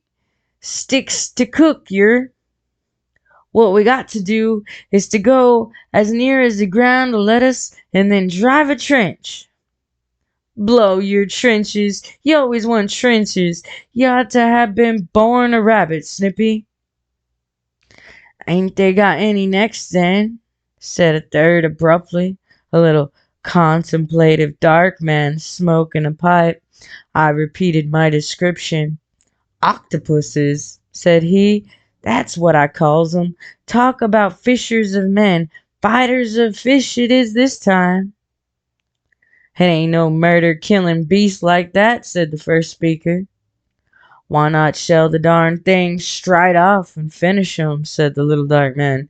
You can tell what they might do. Where's your shells, said the first speaker. There ain't no time. Do it in a rush, that's my tip, and do it at once. So they discussed it. After a while I left them, went on to the railroad station to get as many morning papers as I could. But I will not weary the reader with a description of the long morning, or of the long afternoon. I did not succeed in getting a glimpse of the common, for even Horsell and Chobham church towers were in the hands of the military authorities. The soldiers I addressed didn't know anything. The officers were mysterious as well as busy. I found people in the town quite secure again in the presence of the military, and I heard for the first time from Marshall, the tobacconist, that his son was among the dead on the common. The soldiers had made the people on the outskirts of Horsell lock up and leave their houses. I got back to the lunch about 2, very tired, for, as I have said, the day was extremely hot and dull, and in order to refresh myself I took a cold bath in the afternoon. About 4:30 I went up to the railway station to get an evening paper, for the morning papers had contained only a very inaccurate description of the killing of Stent, Henderson, Ogilvy, and the others. But there was little I didn't know. The Martians did not show an inch of themselves. They seemed busy in their pit, and there was a sound of hammering and an almost continuous streamer of smoke. Apparently they were busy getting ready for a struggle. Fresh attempts have been made to signal, but without success, was the stereotyped formula of the paper. A sapper told me it was done by a man in a ditch with a flag on a long pole. The Martian took as much notice of such advances as we should of the lowing of a cow. I must confess, the sight of all this armament, all this preparation, greatly excited me. My imagination became belligerent, and defeated the invaders in a dozen striking ways. Something of my schoolboy dreams of battle and heroism came back. It hardly seemed a fair fight to me at the time. They seemed very helpless in that pit of theirs. About 3 o'clock there began the thud of a gun. measured intervals from Chertsey or Addlestone. I learned that the smoldering pine wood into which the second cylinder had fallen was being shelled, in the hopes of destroying that object before it opened. It was only about 5, however, that a field gun reached Chobham for use against the first body of Martians. About 6 in the evening, as I sat at tea with my wife in the summer house talking vigorously about the battle that was lowering upon us, I heard a muffled detonation from the common, and immediately after a gust of fire. Close on the heels of that came a violent rattling crash, quite close to us, and shook the ground, and starting out upon the lawn, I saw the tops of the trees about the Oriental College burst into smoking red flame, and the tower of the little church beside it slide down into the ruin. The pinnacle of the mosque had vanished, and the roofline of the college itself looked as if 100-ton gun had been at work upon it. One of our chimneys cracked as if a shot had hit it, flew, and a piece of it came clattering down the tiles and made a heap of broken red fragments upon the flower bed by my study window. I and my wife stood amazed. Then I realized that the crest of Mayberry Hill may be within range of the Martian's heat ray now that the college was cleared out of the way. At that, I gripped my wife's arm, and without ceremony ran her out into the road. Then I fetched out the servant, telling her I would go upstairs myself for the box she was clamoring for. "We can't possibly stay here," I said, and as I spoke, the firing reopened for a moment upon the common. "But where are we to go?" said my wife in terror. I thought perplexed, and then I remembered her cousins at Leatherhead. "Leatherhead!" I shouted above the sudden noise. She looked away from me downhill. The people were coming out of their houses astonished. "How are we to get to Leatherhead?" she said. "Down the hill. I saw a bevy of hussars ride under the railway bridge. 3 galloped through the open gates of the Oriental College. 2 others dismounted and began running house to house." The sun shining through the smoke that drove up from the tops of the trees seemed blood red, and threw an unfamiliar, lurid light upon everything. "Stop here," said I. "You are safe here," and I started off at once for the Spotted Dog, for I knew the landlord had a horse and dog cart. I ran, for I perceived that in a moment everyone upon this side of the hill would be moving. I found him in his bar, quite unaware of what was going on behind his house. A man stood with his back to me, talking to him. "I must have £1," said the landlord, "or I've no one to drive it."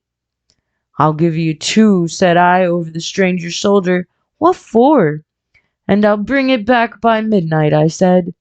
"Lord," said the landlord, "what's the hurry? I'm selling my bit of a pig. £2 and you bring it back.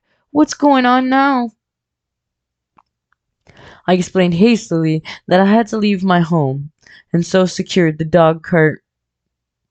At the time it did not seem to me nearly so urgent that the landlord should leave his.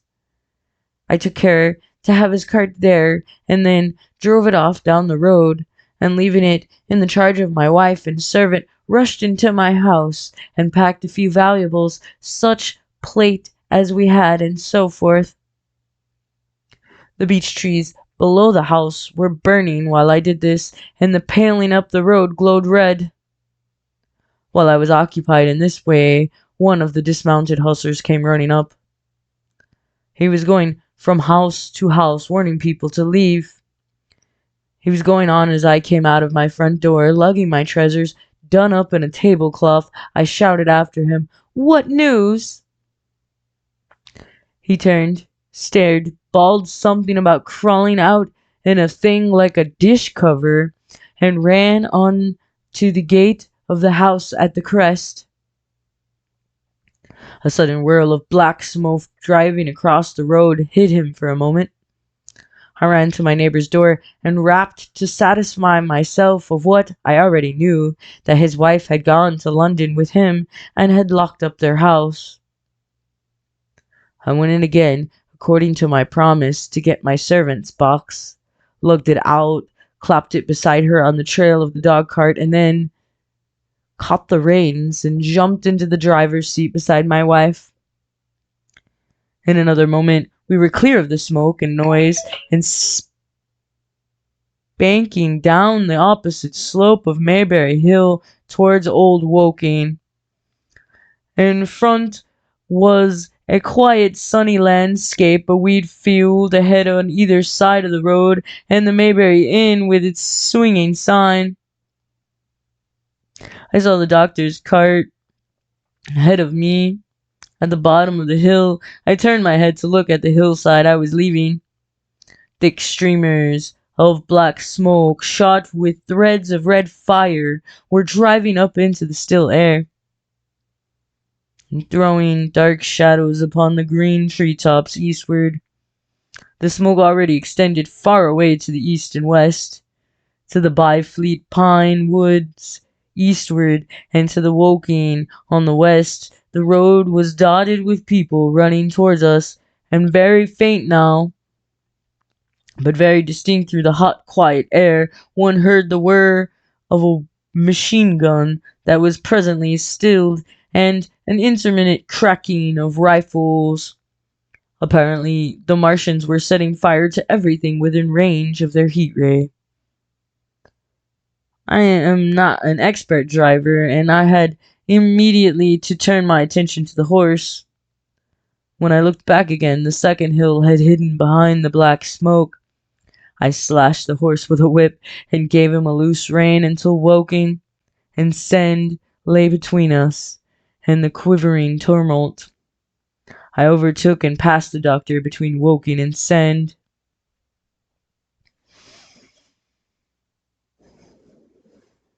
Chapter 10.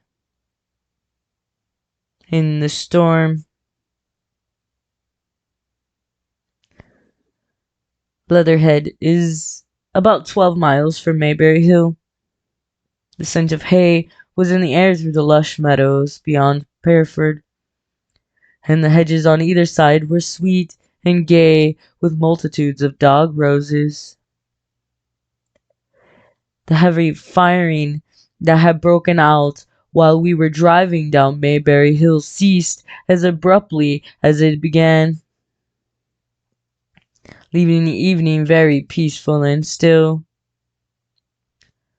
We got to Leatherhead without misadventure about 9 o'clock, and the horse had an hour's rest while I took supper with my cousins and commended my wife to their care.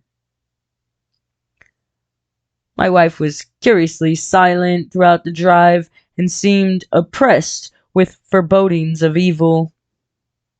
I talked to her reassuringly, pointing out the Martians were tied to the pit by sheer heaviness, and at the utmost could but crawl a little out of it, but she answered only in monosyllables.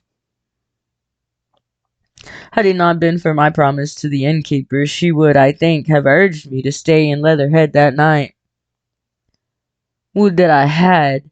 Her face, I remember, was very white as we parted.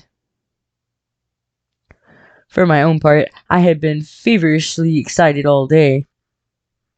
Something very like the war fever that occasionally runs through a civilized community had got into my blood. In my heart, I was not so very sorry that I had to return to Maybury that night.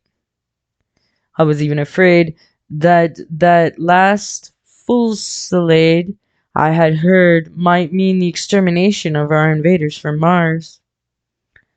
I can best express my state of mind by saying that I wanted to be in at the death. It was nearly 11 when I started to return. The night was unexpectedly dark. To me, walking out of the lighted passage of my cousin's house, it seemed indeed black, and it was as hot and close as the day. Overhead the clouds were driving fast, albeit not a breath stirred the shrubs about us, My cousin's man lit both lamps. Happily, I knew the road intimately. My wife stood in the light of the doorway and watched me until I jumped into the dog cart. Then abruptly she turned and went in, leaving my cousin side by side, wishing me good hap. I was a little depressed at first with the contagion of my wife's fears, but very soon my thoughts reverted to the Martians. At that time, I was absolutely in the dark as to the course of the evening's fighting. I did not know even the circumstances that had precipitated the conflict. As I came through Occam, for that was the way I returned, and not through Send and Old Woking, I saw along the western horizon a blood-red glow, which as I drew nearer crept slowly up the sky. The driving clouds of the gathering thunderstorm mingled there with masses of black and red smoke. Ripley Street was deserted, and except for a lighted window or so, the village showed no signs of life. But I narrowly escaped an accident at the corner of the road to Pierford, where a knot of people stood with their backs to me. They said nothing to me as I passed. I do not know what they knew of the things happening beyond the hill, nor do I know if the silent houses I passed on my way were sleeping securely, or deserted and empty, or harassed and watching against the terror of the night. From Ripley until I came through Pierford, I was in the valley of the Wey, and the red glare was hidden from me. As I descended the little hill beyond Pierford Church, the glare came into view again, and the trees about me shivered with the first intimation of the storm that was upon me. Then I heard midnight pealing out from Pierford Church behind me, and then came the silhouette of Maybury Hill, with its treetops and roofs black and sharp against the red, even as I beheld this as a lurid green glare lit the road about me and showed the distant woods towards Addlestone. I felt a tug at the reins. I saw that the driving clouds had been pierced as it were by a thread of green fire, suddenly lighting their confusion and falling into the field to my left. It was the third falling star. Close on its apparition and blindingly violent by contrast, danced out the first lightning of the gathering storm, and the thunder burst like a rocket overhead. The horse took the bit between his teeth and bolted. Moderate incline runs towards the foot of Maybury Hill, and down this we clattered. Once the lightning had begun, it went on in as rapid a succession of flashes as I have ever seen. The thunderclaps treading one on the heel of another, and with a strange crackling accompaniment, sounded more like the working of a gigantic electric machine than the usual detonating reverberations. The flickering light was blinding and confusing, and a thin hail smote gustily at my face as I drove down the slope. At first I regarded little but the road before me, and then abruptly my attention was arrested by something that was moving rapidly down the opposite slope of Maybury Hill. At first I took it for the wet roof of a house, but one flash following another showed it to be in swift rolling movement. It was an elusive vision, a moment of bewildering darkness, and then in a flash like daylight, the red masses of the orphanage near the crest of the hill, the green tops of the pine trees, and this problematical object came out clear and sharp and bright. And this thing I saw, how can I describe it? A monstrous tripod higher than many houses, striding over the young pine trees, smashing them aside in its career.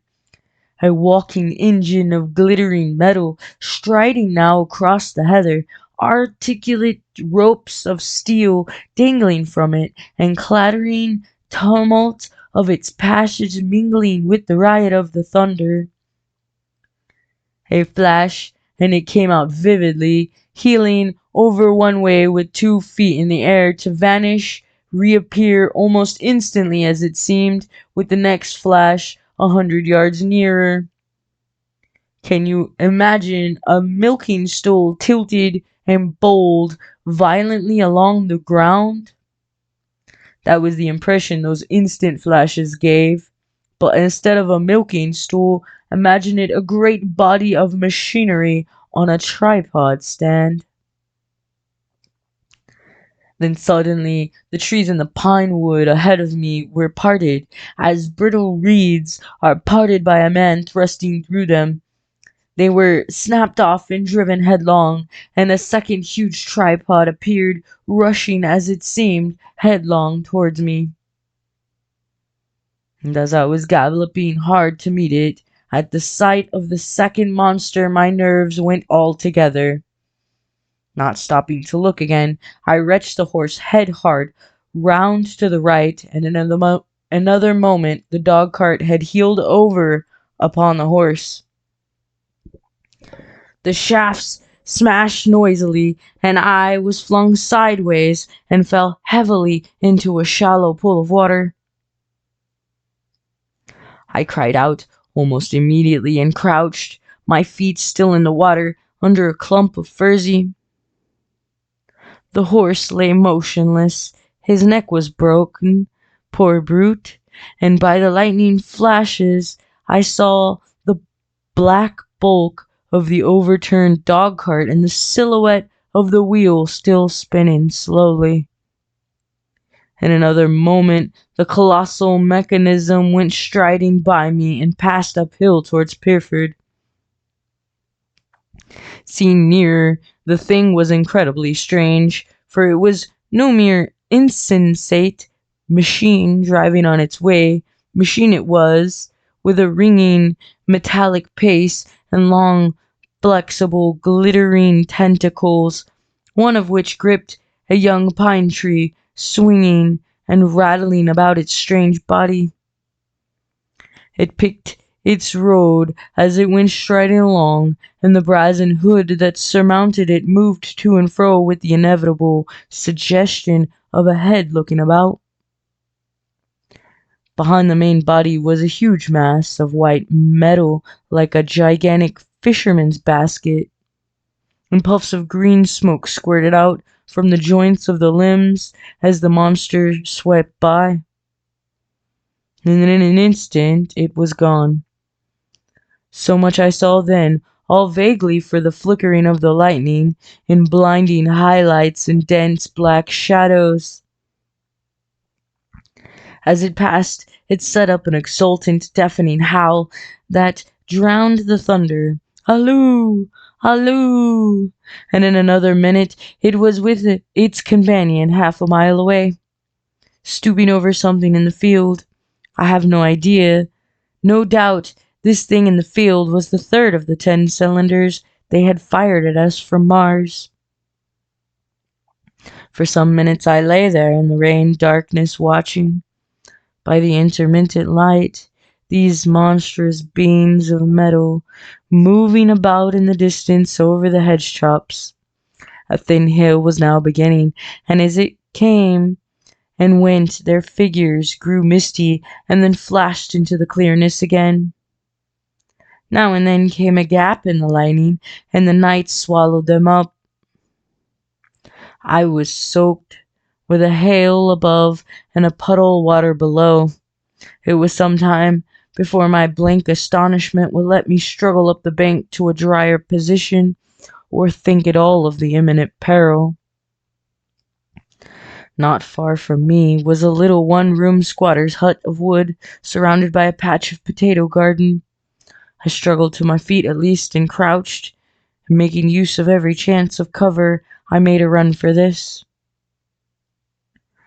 I hammered at the door, but I could not make the people hear if there were any people inside, and after a time I desisted, and availing myself of a ditch for greater part of the way, succeeded in crawling, unobserved by these monstrous machines, into the pine woods towards Mayberry.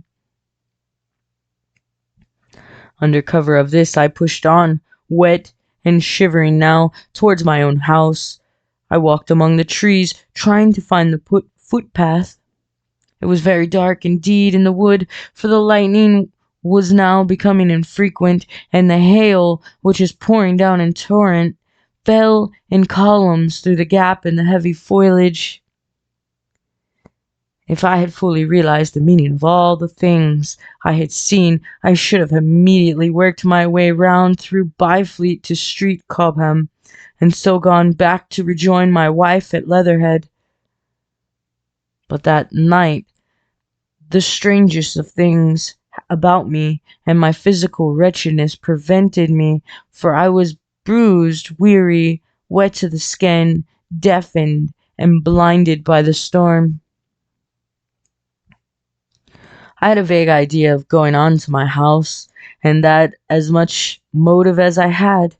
I staggered through the trees, fell into a ditch, and bruised my knees against a plank, and finally splashed out into the lane that ran down from the College Arms. I say splashed, for the storm water was sweeping the sand down the hill in a muddy torrent. There, in the darkness, a man blundered into me and sent me reeling back. He gave a cry of terror, sprang sideways, and rushed on before I could gather my wits sufficiently to speak to him. So heavy was the stress of the storm just at this place that I had the hardest task to win my way up the hill. I went close up to the fence on the left and worked along its palings. Near the top I stumbled upon something soft, and by a flash of lightning saw between my feet a heap of black broadcloth and a pair of boots. Before I could distinguish clearly how the man lay, the flicker of light had passed.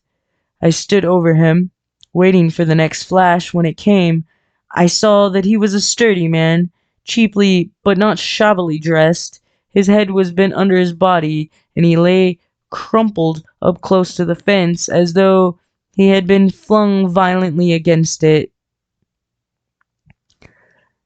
Overcoming the repugnance natural to one who had never before touched a dead body, I stooped and turned him over to feel for his heart. He was quite dead. Apparently, his neck had been broken. The lightning flashed for a third time, and his face leaped upon me. I sprang to my feet. It was the landlord of the Spotted Dog, whose conveyance I had taken. I stepped over him gingerly and pushed on up the hill. I made my way by the police station and the College Arms towards my own home. Nothing was burning on the hillside, though from the common there still came a red glare and rolling tumult of ruddy smoke beating up against the drenching hail. So far as I could see by the flashes, the houses about me were mostly uninjured. By the College Arms, a dark heap lay in the road.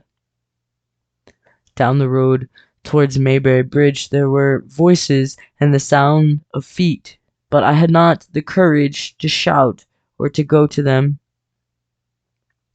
I let myself in with my latchkey, closed, locked, and bolted the door, staggered to the foot of the staircase, and sat down. My imagination was full of those striding metallic monsters and of the dead bodies smashed against the fence. I crouched at the foot of the staircase with my back to the wall, shivering violently.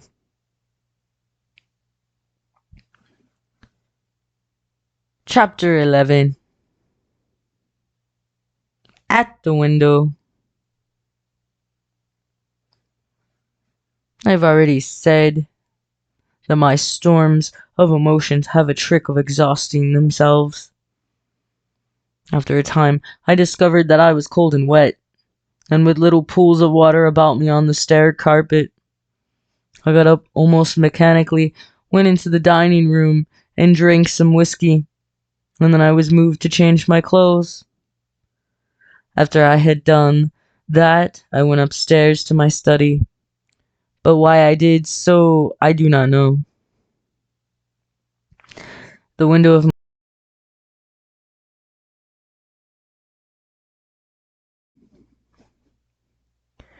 The War of the Worlds, H.G. Wells, Part 2, Chapter 11, At the Window.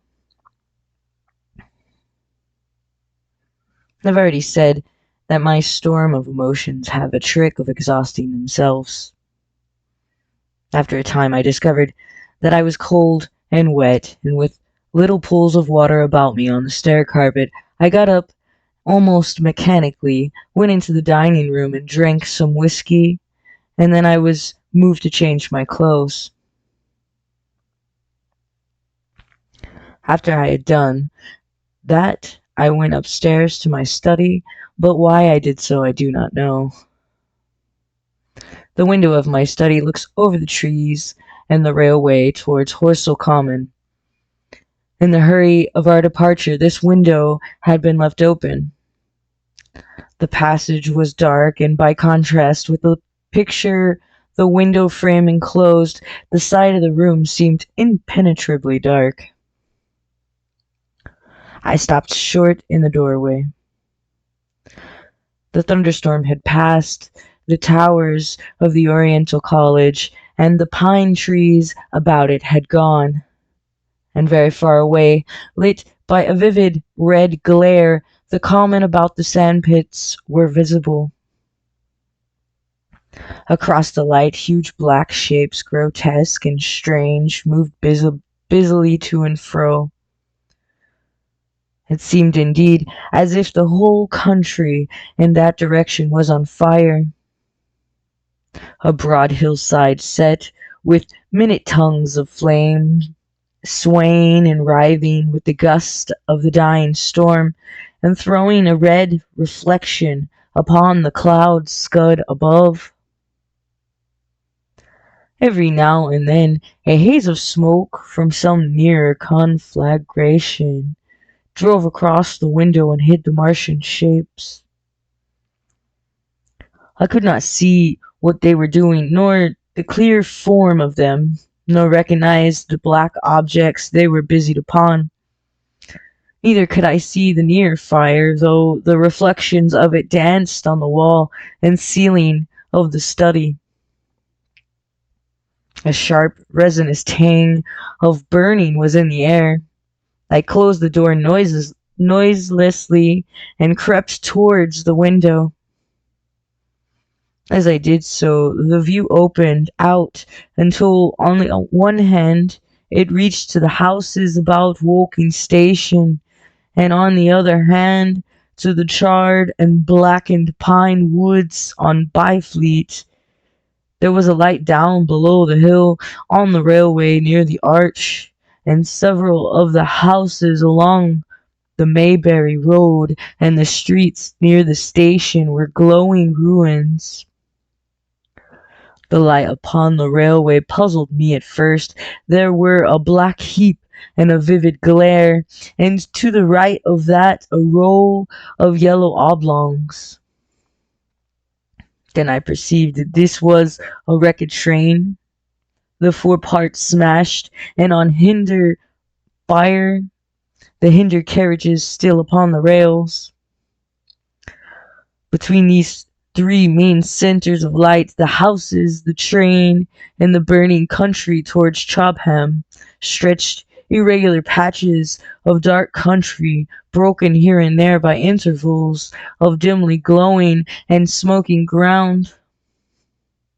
It was the strangest spectacle, the black expanse set with fire. It reminded me more than anything else of the potteries at night. At first, I could diminish no people at all, though I peered intently for them. Later, I saw against the light of Woking Station a number of black figures hurrying one after the other across the line. And this was the little world in which I had been living securely for years. This fiery chaos.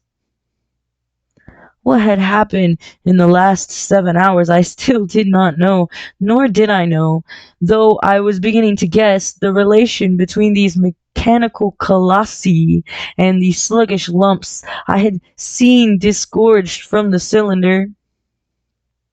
With a queer feeling of impersonal interest, I turned my desk chair, to the window, sat down, and stared at the blackened country, and particularly at the three gigantic black things that were going to and fro in the glare about the sandpits. They seemed amazingly busy. I began to ask myself what they could be. Were they intelligent mechanisms? Such a thing I felt was impossible. Or did a Martian sit within each, ruling, directing, using such much as a man's brain sits and rules in his body? I began to compare the things to human machines, to ask myself for the first time in my life how an ironclad or a steam engine would seem to an intelligent lower animal. The storm had left the sky clear, and over the smoke of the burning land, the little fading pinpoint of Mars was dropping into the west. When a soldier came into my garden, I heard a slight scraping at the fence, and rousing myself from the lethargy that had fallen upon me, I looked down and saw him dimly, clambering over the palings. At the sight of another human being, my stupor passed, and I leaned out of the window eagerly. "Hist," said I in a whisper. He stopped astride of the fence in doubt. Then he came over and across the lawn to the corner of the house. He bent down and stepped softly. "Who's there?" he said, also whispering, standing under the window and peering up. "Where you going?" I asked. "God knows." "Are you trying to hide?" "That's it." "Come into the house," I said. I went down, unfastened the door, and let him in, and locked the door again. I could not see his face. He was hatless, and his coat was unbuttoned. "My God," he said, as I drew him in. "What has happened?" I asked. "What hasn't?" In the obscurity, I could see he made a gesture of despair. "They wiped us out, simply wiped us out," he repeated again and again. He followed me, almost mechanically, into the dining room. "Take some whiskey," I said, pouring out a stiff dose. He drank it. Then abruptly he sat down before the table, put his head on his arms, and began to sob and weep like a little boy, in a perfect passion of emotion, while I, with a curious forgetfulness of my own recent despair, stood beside him wondering. It was a long time before he could steady his nerves to answer my questions, and then he answered perplexingly and brokenly. He was a driver in the artillery, and had only come into action about 7. At that time firing was going on across the common, and it was said the first party of Martians were crawling slowly towards their second cylinder under cover of a metal shield. Later, this shield staggered up on tripod legs and became the first of the fighting machines I had seen. The gun he drove had been unlimbered near Horsell in order to command the sand pits, and its arrival it was that had precipitated the action. As the limber gunners went to the rear, his horse trod in a rabbit hole and came down, throwing him into a depression on the ground. At the same moment, the gun exploded behind him, the ammunition blew up, there was fire all about, and he found himself lying under a heap of charred dead men and dead horses. I lay still, he said, scared out of my wits, with the forequarter of a horse atop me. We'd been wiped out, and the smell, good God, like burnt meat. I was hurt across the back by the fall of the horse, and there I had to lie until I felt better. Just like Paraded had been a minute before, then stumble, bang, swish. Wiped out, he said. He had hid under the horse for a long time, peeping out furtively across the common. The Cardigan men had tried to rush in skirmish order at the pit simply to be swept out of existence. Then the monster had risen to its feet and had begun to walk leisurely to and fro across the common among the few fugitives, with its head-like hood turning about exactly like the head of a cowled human being. A kind of arm carried a complicated metallic case about which green flashes scintillated, and out of the funnel of there smoked the heat ray. In a few minutes there was, so far as the soldiers could see, not a living thing left upon the common, and every bush and tree upon it that was not already a blackened skeleton was burning. The hussars had been on the road beyond the curvature of the ground, and he saw nothing of them. He heard the Martians rattle for a time and then become still. The giant saved Woking Station and its cluster of houses until the last. Then in a moment the heat ray was brought to bear, and the town became a heap of fiery ruins. Then the thing shut off the heat ray, and turning its back upon the artilleryman began to waddle away towards the smoldering pine woods that sheltered the second cylinder. As it did so, a second glittering titan built itself up out of the pit. The second monster followed the first, and at that the artillerymen began to crawl very cautiously across the hot heather ash towards Horsell. He managed to get alive into the ditch by the side of the road, and so escaped to Woking. There his story became ejaculatory. The place was impassable. It seemed there were a very few people alive there, frantic for the most part, many burned and scalded. He was turned aside by the fire and hid among some almost scorching heaps of broken wall as one of the Martian giants returned. He saw this one pursue a man, catch him up in one of its steely tentacles, and knock his head against the trunk of a pine tree. At last, after nightfall, the artilleryman made a rush for it and got over the railway embankment.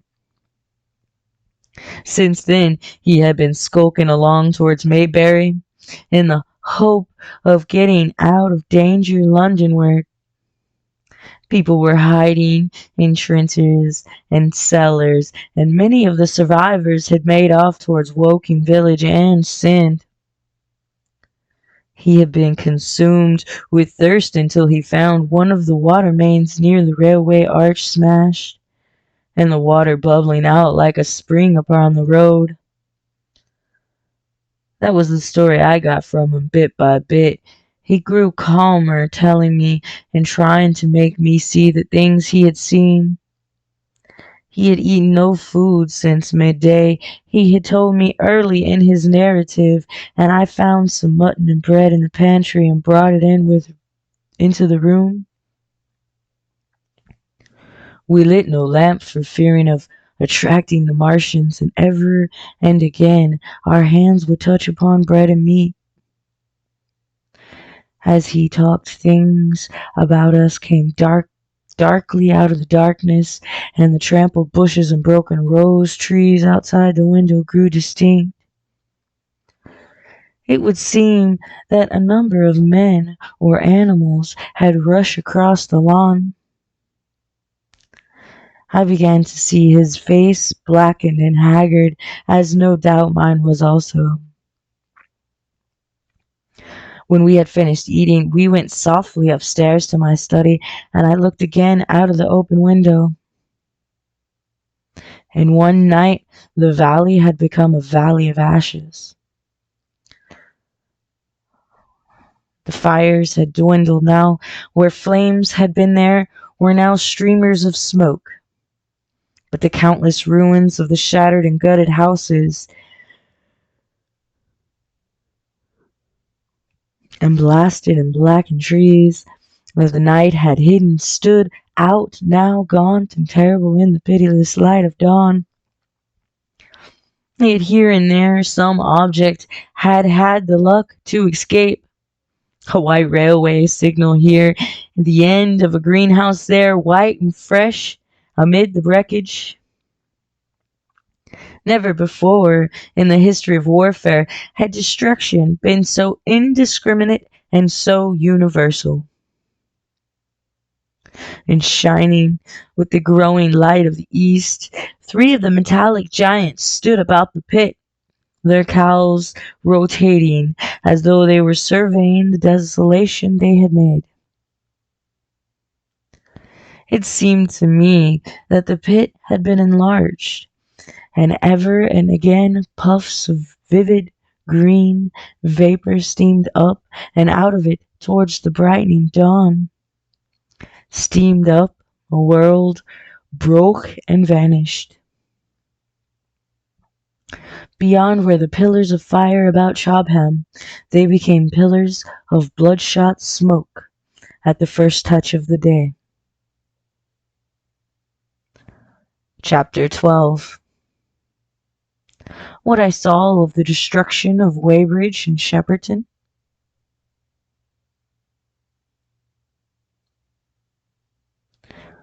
As the dawn grew brighter, we withdrew from the window from which we had watched the Martians and went very quietly downstairs.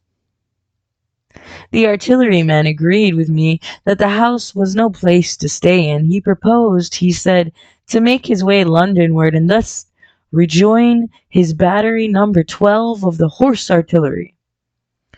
My plan was to return at once to Leatherhead, and so greatly had the strength of the Martians impressed me that I had determined to take my wife to Newhaven and go with her out of the country forthwith. For I already perceived clearly that the country about London must inevitably be the scene of a disastrous struggle before such creatures as these could be destroyed. Between us and Leatherhead, however, lay the 3rd cylinder and its guarding giants. Had I been alone, I think I should have taken my chance and struck across country.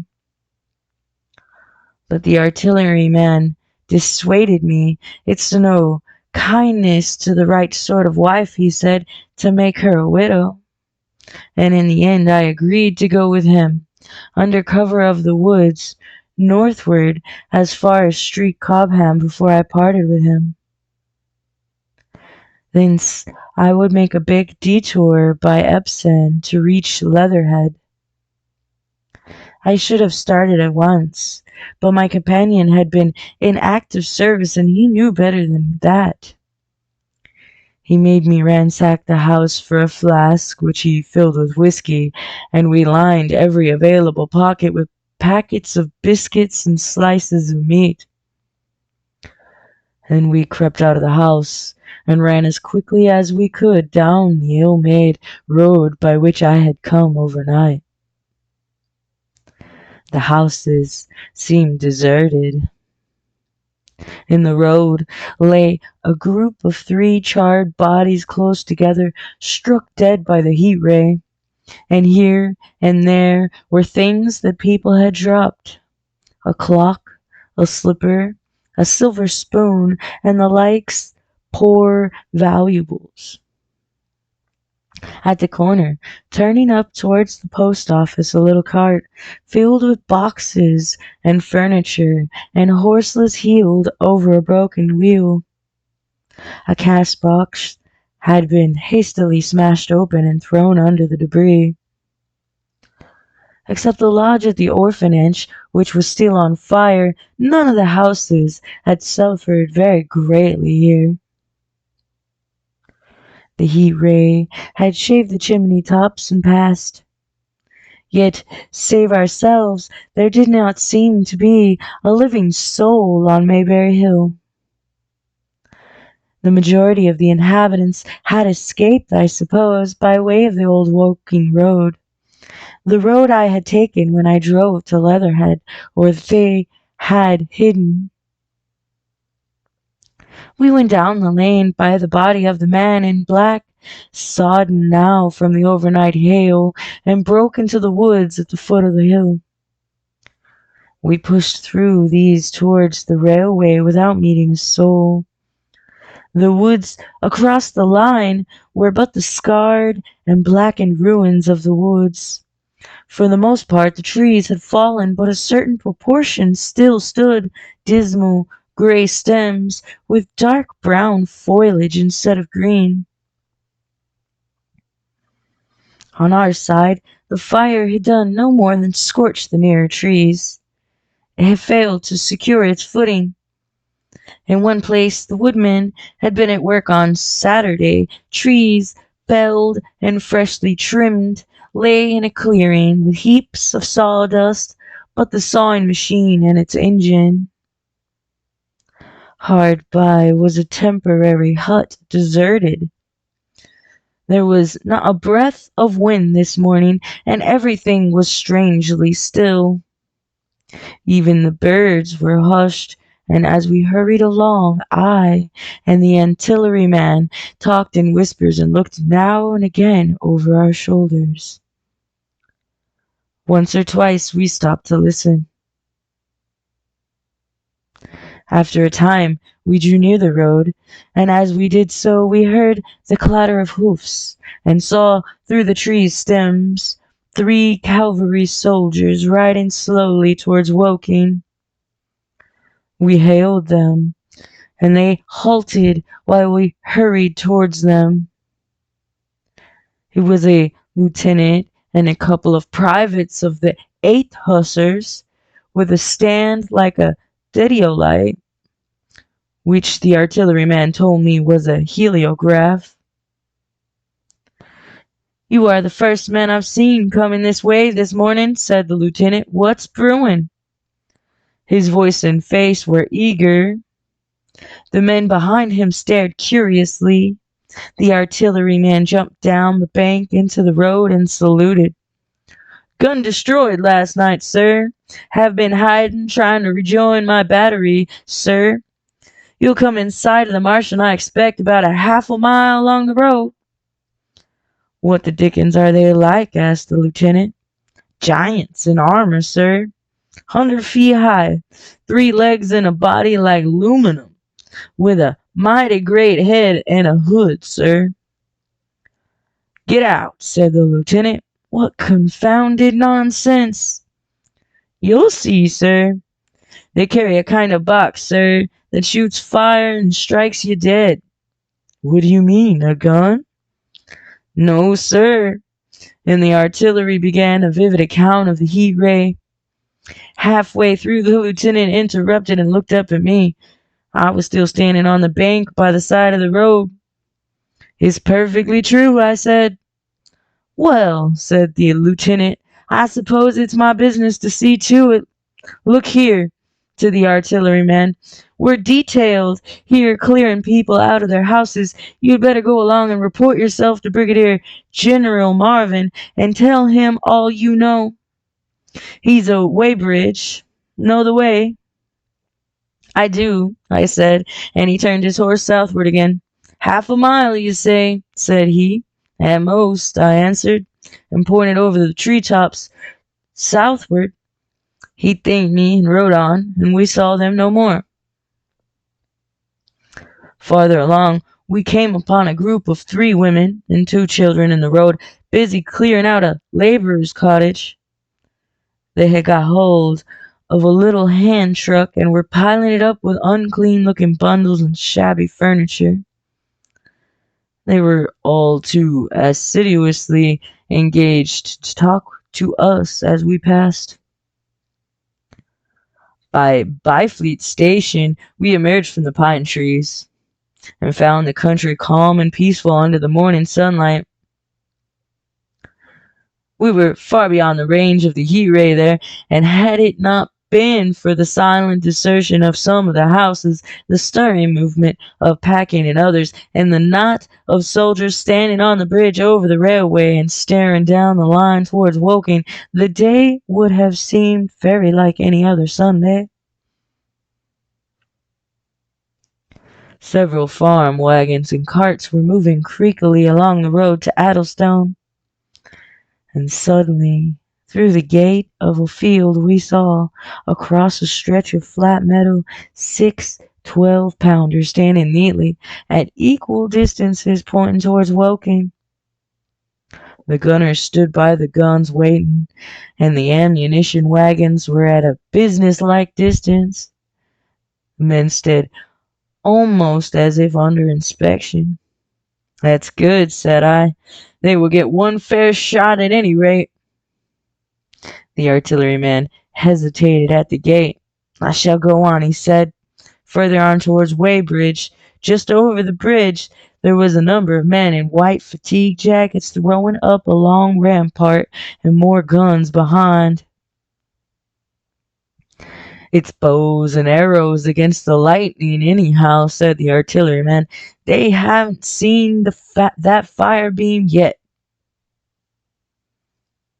The officers, who were not actively engaged, stood and stared over the treetops southwestward, and the men dipping would stop every now and again to stare in the same direction. Byfleet was in a tumult, people packing, and a score of hussars, some of them dismounted, some on horseback, were hunting them around. 3 or 4 black government wagons, with crosses and white circles, and an old omnibus, among other vehicles, were being loaded in the village street. There were scores of people, most of them sufficiently sabbatical to have assumed their best clothes. The soldiers were having the greatest difficulty in making them realize the gravity of their position. We saw one shriveled old fellow with a huge box and a score of more flowers, pots containing orchids, angrily expostulating with the corporal who would leave them behind. I stopped and gripped his arm. Do you know what's over there? I said, pointing at the pine tops that hid the Martians. Eh? Said he, turning. I was explaining this is valuable. Death, I shouted. Death is coming. Death! And leaving him to digest that if he could, I hurried on, after the artilleryman. At the corner I looked back. The soldier had left him, and he was still standing by his box with the pots of orchids on the lid of it, and staring vaguely over the trees. No one in Weybridge could tell us where the headquarters was established. The whole place was in such confusion as I had never seen in any town before. Carts, carriages everywhere, the most astonishing miscellany of conveyances and horseflesh.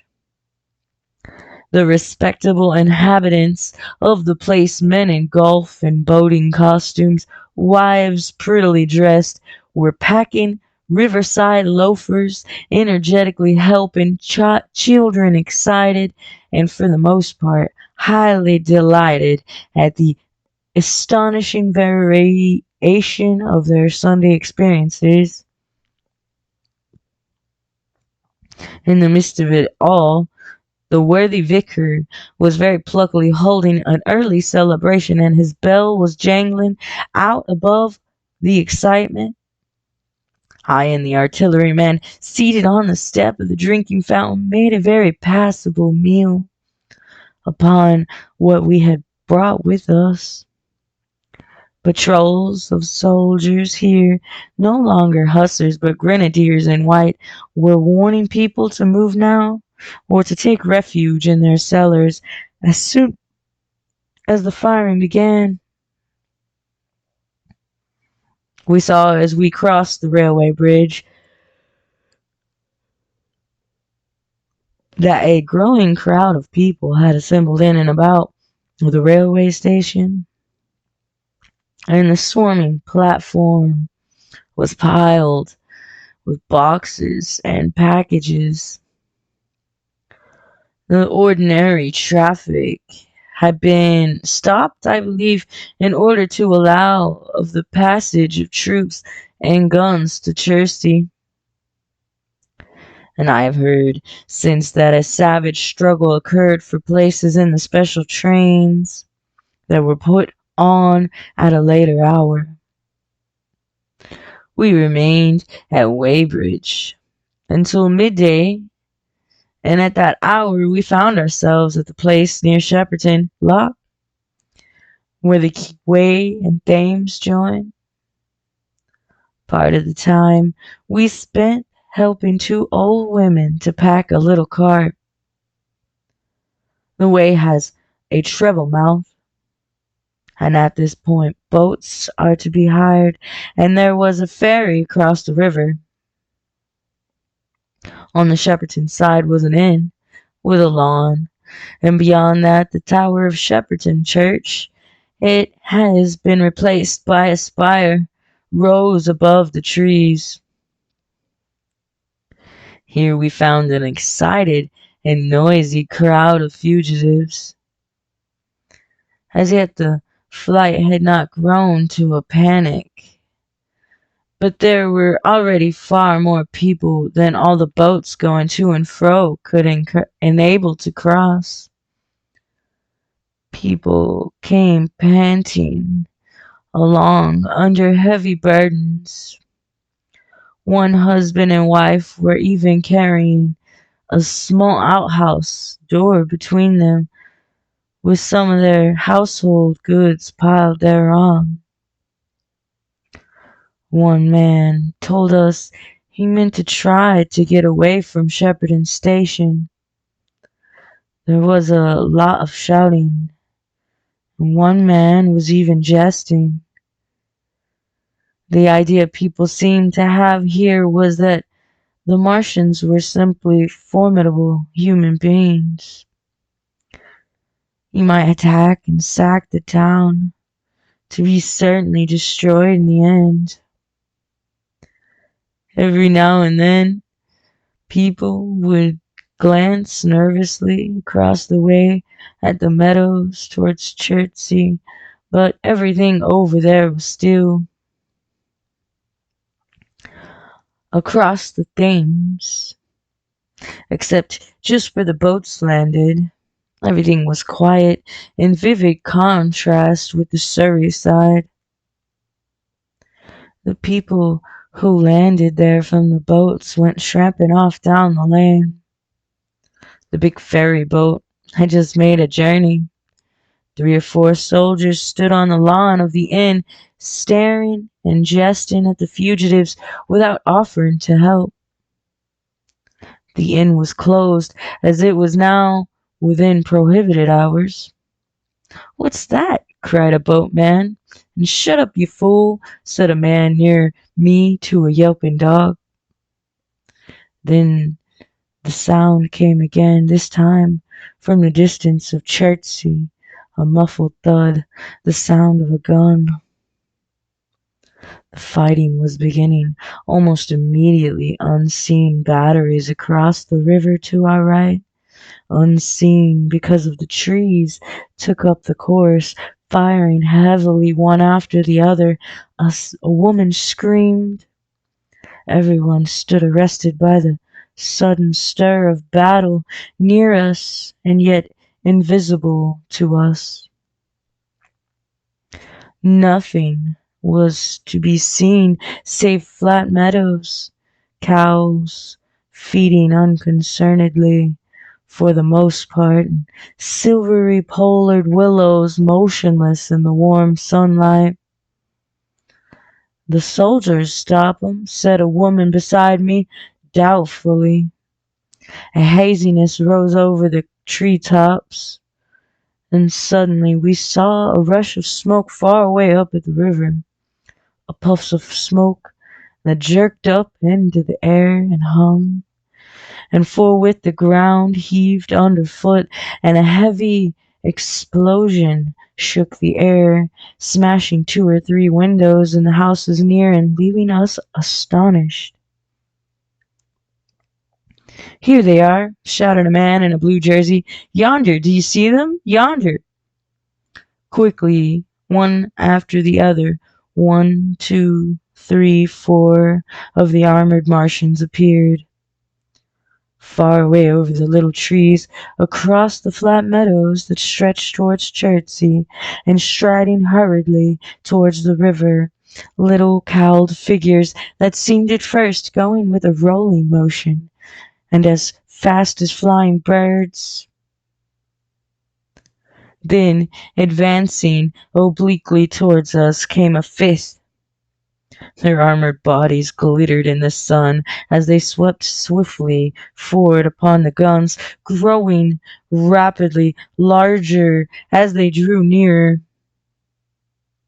One of the extreme left, the remotest that is, flourished a huge case high in the air, and the ghostly, terrible heat ray I had already seen on Friday night smote towards Chertsey and struck the town. At sight of these strange, swift, and terrible creatures, the crowd near the water's edge seemed to me to be for a moment horror-struck. There was no screaming or shouting, but a silence. Then a hoarse murmur and a movement of feet, a splashing from the water. A man too frightened to drop the portmanteau he carried on his shoulders swung round and sent me staggering with a blow from the corner of his burden. A woman thrust at me with her hand and rushed past me. I turned with the rush of the people, but I was not too terrified for thought. The terrible heat ray was in my mind. To get under water, that was it. "Get under water!" I shouted unheeded. I faced about again and rushed towards the approaching Martian. Rushed right down the gravelly beach, headlong into the water. Others did the same. A boatload of people putting back came leaping out as I rushed past. The stones under my feet were muddy and slippery, and the river was so low that I ran perhaps 20 feet, scarcely waist deep.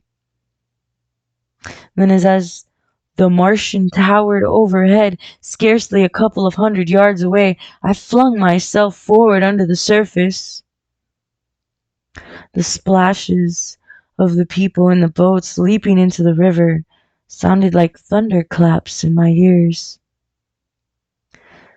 People were landing hastily on both sides of the river, but the Martian machine took no more notice for the moment of the people running this way and that than a man would of the confusion of ants in a nest against which his foot had kicked. When half suffocated, I raised my head above the water. The Martian's hood pointed at the batteries that were still firing across the river, and as it advanced, it swung loose with what must have been the generator of the heat ray.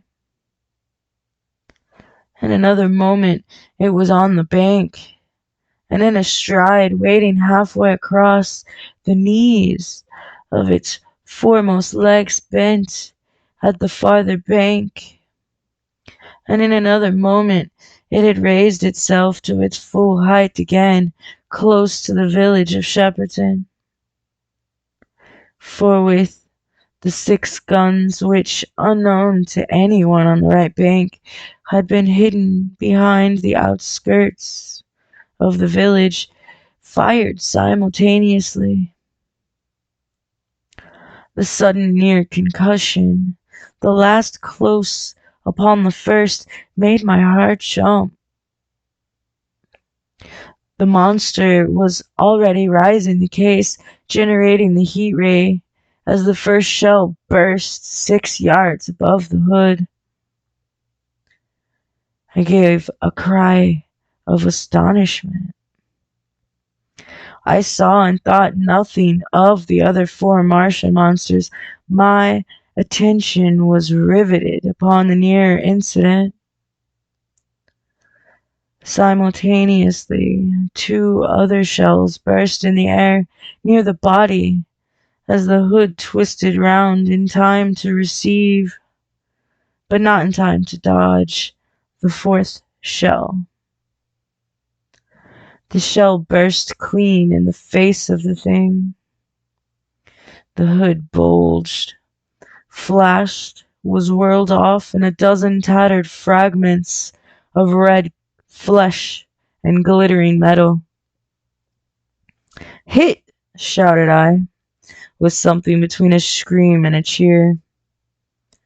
I heard answering shouts from the people in the water about me.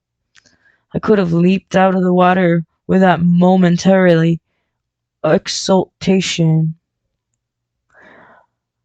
The decapitated colossus reeled like a drunken giant, but it did not fall over.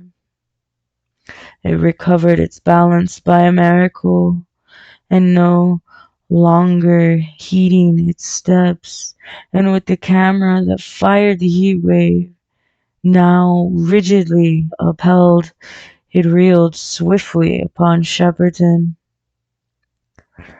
The living intelligence, the Martian with the hood, was slain and splashed to the 4 winds of heaven, and the thing was now but a mere intricate device of metal whirling to destruction. It drove along in a straight line, incapable of guidance. It struck the tower over Shepperton Church, smashing it down as the impact of a battering ram might have done, swerved aside, blundered on, and collapsed with tremendous force into the river out of my sight. A violent explosion shook the air, and a spout of water, steam, mud, and shattered metal shot far up into the sky. As the camera of the heat ray hit the water, the latter had immediately flashed into steam. In another moment, a huge wave, like a muddy tidal bore, but almost scaldingly hot, came sweeping round the bend upstream. I saw people struggling shoreward, and heard their screaming and shouting faintly above the seething and roar of the Martian collapse. For a moment I heeded nothing of the heat, forgot the patent need of self-preservation. I splashed through the tumultuous water, pushing aside a man in black to do so, until I could see round the bend. Half a dozen deserted pitched aimlessly upon the confusion of the waves. The fallen Martians came into sight downstream, lying across the river and for the most part submerged.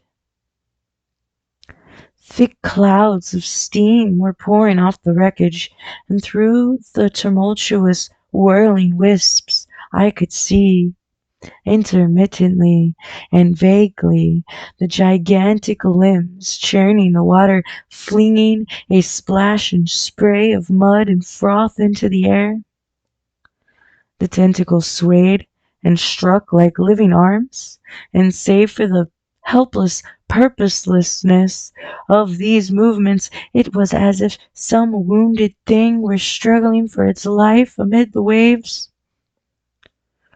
Enormous quantities of a rudder brown fluid were spurting up in noisy jets out of the machine. My attention was diverted from the death flurry by a furious yelling, like that of a thing called a siren in our manufacturing towns. A man, knee deep near the towing path, shouted inaudibly to me and pointed. Looking back, I saw the other Martians advancing with gigantic strides down the river bank from the direction of Chertsey. The Shepperton gun spoke this time unavailingly. At that I ducked, at once under water and holding my breath until movement was an agony, blundered painfully ahead under the surface as long as I could. The water was in a tumult about me and rapidly growing hotter.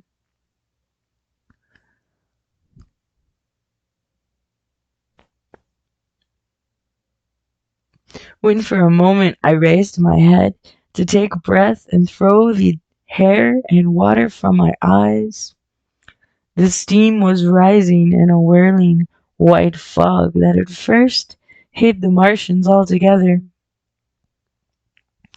The noise was deafening. Then I saw them dimly, colossal figures of gray, magnified by the mist. They had passed by me, and two were stopping over the frothing, tumultuous ruins of their comrade. The third and fourth stood beside him in the water, one perhaps 200 yards from him, the other towards Laleham.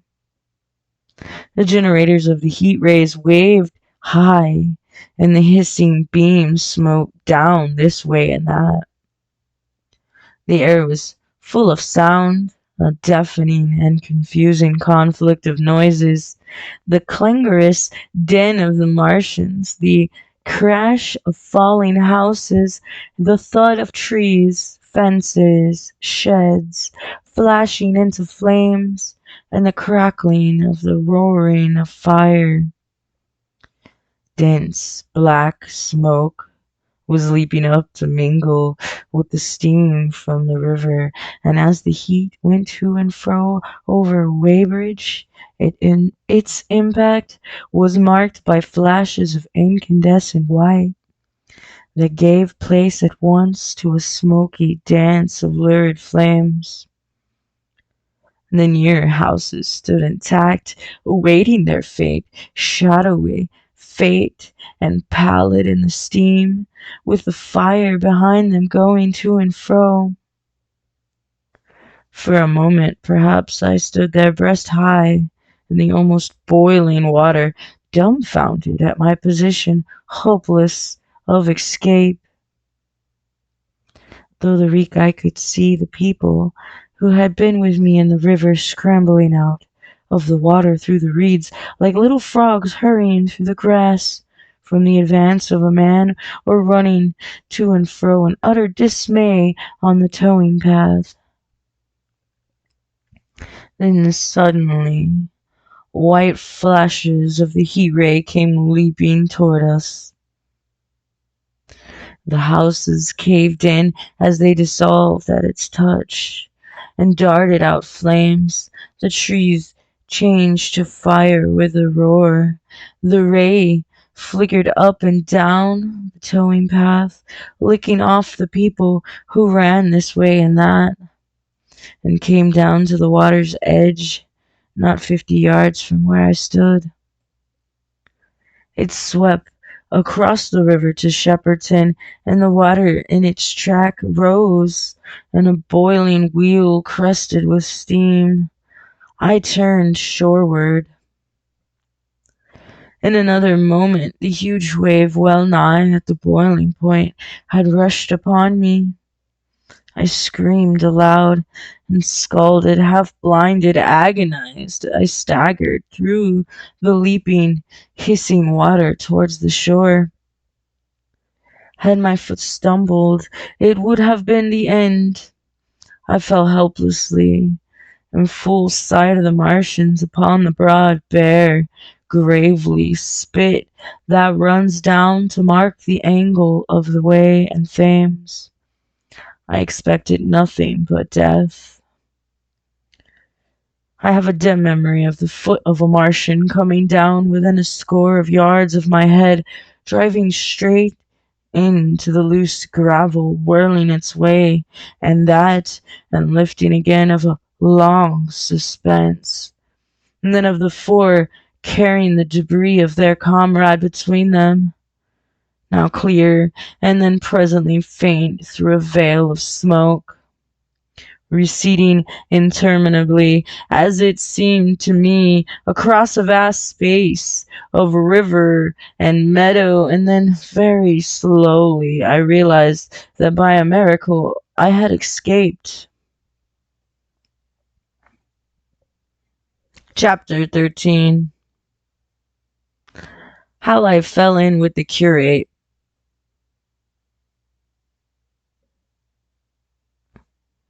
After getting this sudden lesson in the power of terrestrial weapons, the Martians retreated to their original position upon Horsell Common, and in their haste, and encumbered with the debris of their smashed companion, they no doubt overlooked many such a stray and negligible victim as myself. Had they left their comrade and pushed on forthwith, there was nothing at the time between them and London but batteries of 12-pounder guns, and they would certainly have reached the capital in advance of the tidings of their approach. A sudden, dreadful, destructive, their advent would have been as the earthquake that destroyed Lisbon a century before. But they were in no hurry. Cylinder followed cylinder on its interplanetary flight. Every 24 hours brought them reinforcements, and meanwhile the military and navy authorities, now fully alive to the tremendous power of their antagonist, worked with furious energy. Every minute a fresh gun came into position, until before twilight every corpse, every row of suburban villas on the hilly slopes about Kingston and Richmond masked an expectant black muzzle. And through the charred and desolated area, perhaps 20 square miles altogether, that encircled the Martian encampment on Horsell Common, through charred and ruined villages among the green trees, though the blackened and smoky arcades that had been but a day ago pine spinies, crawled the devoted scouts with the heliographs that were presently to warn the gunners of the Martian approach. But the Martians now understood our command of artillery and the danger of human proximity, and not a man ventured within a mile of either cylinder, save at the price of his life.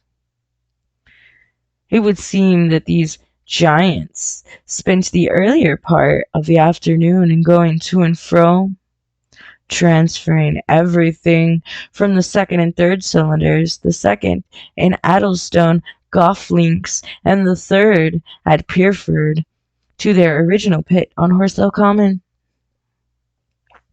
Over that, above the blackened heather and ruined buildings that stretched far and wide, stood one as sentinel. while the rest abandoned their fighting machines and descended into the pit. They were hard at work there far into the night, and the towering pillar of dense green smoke that rose therefrom could be seen from the hills about Merrow, and even, it is said, from Banstead and Epsom Downs. And while the Martians behind me were thus preparing for their next sally, and in front of me humanity gathered for the battle, I made my way with infinite pains and labour from the smoke and fire of burning Weybridge towards London.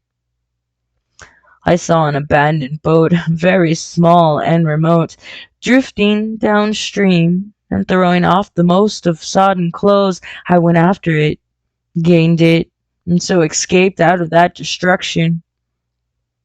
There were no oars in the boat, but I contrived to paddle, as well as my parboiled hands would allow, down the river towards Halliford and Walton, going very tediously, continually looking behind me, as you may well understand. I followed the river because I considered that the water gave me my best chance of escape should these giants return. The hot water from the Martians' overthrow drifted downstream with me, so that for the best part of a mile I could see little of either bank. Once, however, I made out a string of black figures hurrying across the meadows from the direction of Weybridge. Halliford, it seemed, was deserted, and several of the houses facing the river were on fire. It was strange to see the place quite tranquil, quite desolate, under the hot blue sky, with the smoke and little threads of flame going straight up into the heat of the afternoon. Never before had I seen houses burning without the accompaniment of an obstructive crowd. A little farther on, the dry reeds up the bank were smoking and glowing, and a line of fire inland was marching steadily across a late field of hay. For a long time I drifted, so painful and weary was I after the violence I had been through, and so intense the heat upon the water. Then my fears got the better of me again, and I resumed my paddling. The sun scorched my bare back. At last, as the bridge at Walton was coming into sight round the bend, my fever and faintness overcame my fears, and I landed on the Middlesex bank and lay down, deadly sick, amid the long grass. I suppose the time was then about 4 or 5 o'clock. I got up presently, walked perhaps half a mile without meeting a soul, and then lay down again in the shadow of a hedge. I seem to remember talking, wandering to myself during the last spurt. I was also very thirsty and bitterly regretful I had drunk no more water. It was a curious thing that I felt anger with my wife. I can't account for it, but my impotent desire to reach Leatherhead worried me excessively. I do not clearly remember the arrival of the curate, so that I dozed. I became aware of him as a seated figure in suit, smudged shirt sleeves, and with his upturned, clean-shaven face staring at a faint flickering that danced over the sky. The sky was what is called a mackerel sky, rows and rows of faint down plumes of cloud, just tinted with the midsummer sunset. I sat up, and at the rustling of my motion he looked at me quickly. "Have you any water?" I asked abruptly. He shook his head. "You've been asking for water for the last hour," he said. For a moment we were silent, taking stock of each other. I dare say he found me a strange enough figure, naked save for my water-soaked trousers and socks, and scalded, and my face and shoulders blackened by the smoke. His face was a fair weakness, his chin retreated, his hair lay in crisp, almost flaxen curls on his low forehead. His eyes were rather large, pale, blue, and blankly staring. He spoke abruptly, looking vacantly away from me. "What does it mean?" he said. What does all this mean?" I stared at him and made no answer. He extended a thin, white hand and spoke in almost a complaining tone. "What are these things permitted? What sins have we done? The morning service was over. I was walking through the roads to clear my brain for the afternoon, and then fire, earthquake, death. As if it were Sodom and Gomorrah, all our work undone, all the work. What are these Martians?" "What are we?" I answered, clearing my throat. He gripped his knees and turned to look at me again. For half a minute, perhaps, he stared silently. "I was walking through the roads to clear my brain," he said, "and suddenly, fire, earthquake, death." He relapsed into silence, with his chin now sunken almost to his knees. Presently he began waving his hands. "All the work, all the Sunday schools. What have we done? What has Weybridge done? Everything gone, everything destroyed. The church, we rebuilt it only 3 years ago. Gone, swept out of existence. Why?" Another pause, and he broke out again like one demented. "The smoke of her burning goeth up for ever and ever," he shouted. His eyes flamed, and he pointed a lean finger in the direction of Weybridge. By this time I was beginning to take his measure, the tremendous tragedy in which he had been involved. It was evident he was a fugitive from Weybridge, had driven him to the very verge of his reason. "Are we far from Sunbury?" I said, in a matter-of-fact tone. "What are we to do?" he asked. "Are these creatures everywhere? Has the earth been given over to them?" "Are we far from Sunbury?" "Only this morning I officiated at the early celebration." "Things have changed," I said quietly. "You must keep your head. There is still hope." "Hope?" "Yes, plentiful hope for all this destruction." I began to explain my view of our position. He listened at first, but as I went on, the interest dawning in his eyes gave place to their former stare, and his regard wandered from me. "This must be the beginning of the end," he said, interrupting me.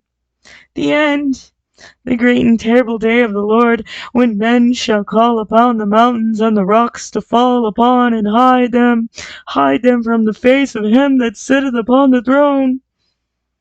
I began to understand the position. I ceased my labored reasoning, struggled to my feet, and, standing over him, laid my hand on his shoulder. "Be a man," said I. "You are scared out of your wits. What good is religion if it collapses under calamity? Think of what earthquakes and floods, wars and volcanoes have done before to man. Did you think God had exempted Weybridge? He is not an insurance agent." For a time he sat in blank silence. "But how can we escape?" he asked suddenly. "They are vulnerable, they are pitiless." "Neither the one nor perhaps the other," I answered, "and the mightier they are, the more sane and wary should we be. One of them was killed yonder not 3 hours ago." "Killed?" he said, staring about him. "How can God's ministers be killed?"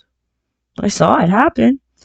I proceeded to tell him, "We have chanced to come in for the thick of it," said I, "and this is all." "What is that flickering in the sky?" he asked abruptly. I told him it was the heliograph signaling that it was the sign of human help and effort in the sky. "We are in the midst of it," I said, "quiet as it is. That flicker in the sky tells of the gathering storm. Yonder, I take it, are the Martians, and Londonward, where those hills rise about Richmond and Kingston, and the trees give cover, earthworks are being thrown up, and guns are being placed. Presently, the Martians will be coming this way again." And even as I spoke, he sprang to his feet and stopped me by a gesture. "Listen," he said. From behind, beyond the low hills, across the water, came the dull resonance of distant guns and a remote, weird crying. Then everything was still. A cockchafer came droning over the hedge and past us. High in the west, the crescent moon hung faint, pale, above the smoke of Weybridge and Shepperton in the hot, still splendor of the sunset. "We had better follow this path," I said, "northward." Chapter 14. In London. My younger brother was in London when the Martians fell at Woking. He was a medical student working for an imminent examination, and he heard nothing of the arrival until Saturday morning.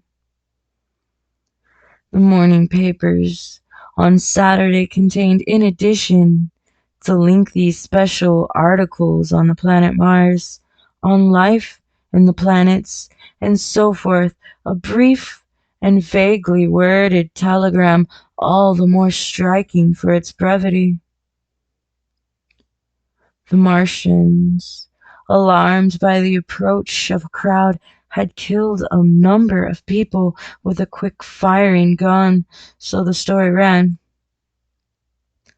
The telegram concluded with the words, "Formidable as they seem to be, the Martians have not moved from the pit into which they have fallen, and indeed seem incapable of doing so. Probably this is due to the relative strength of the Earth's gravitational energy." On that last text, their leader writer expanded very comfortingly. Of course, all the students in the Crammers biology class to which my brother went that day were intensely interested, but there were no signs of any unusual excitement in the streets.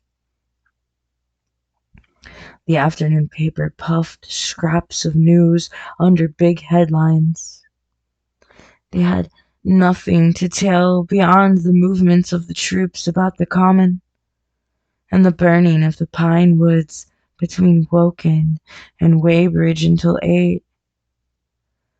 Then the St. James Gazette, and an extra special edition, announced the bare fact of the interruption of telegraphic communications.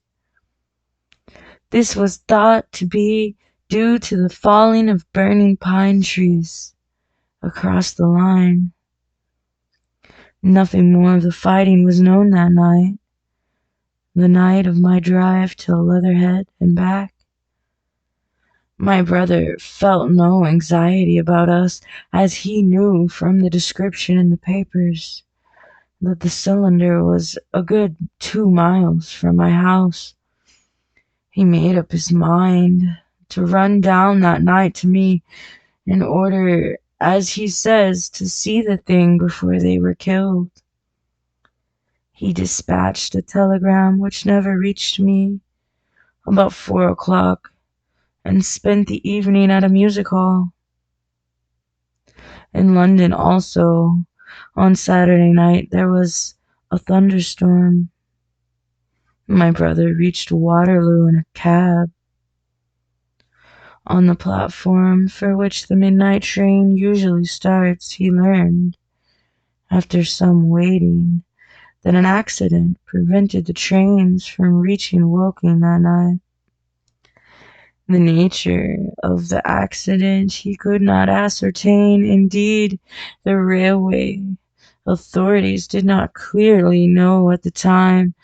There was very little excitement in the station, as the officials, failing to realize that anything further than a breakdown between Byfleet and Woking Junction had occurred, were running the theatre trains which usually pass through Woking round by Virginia Water or Guildford.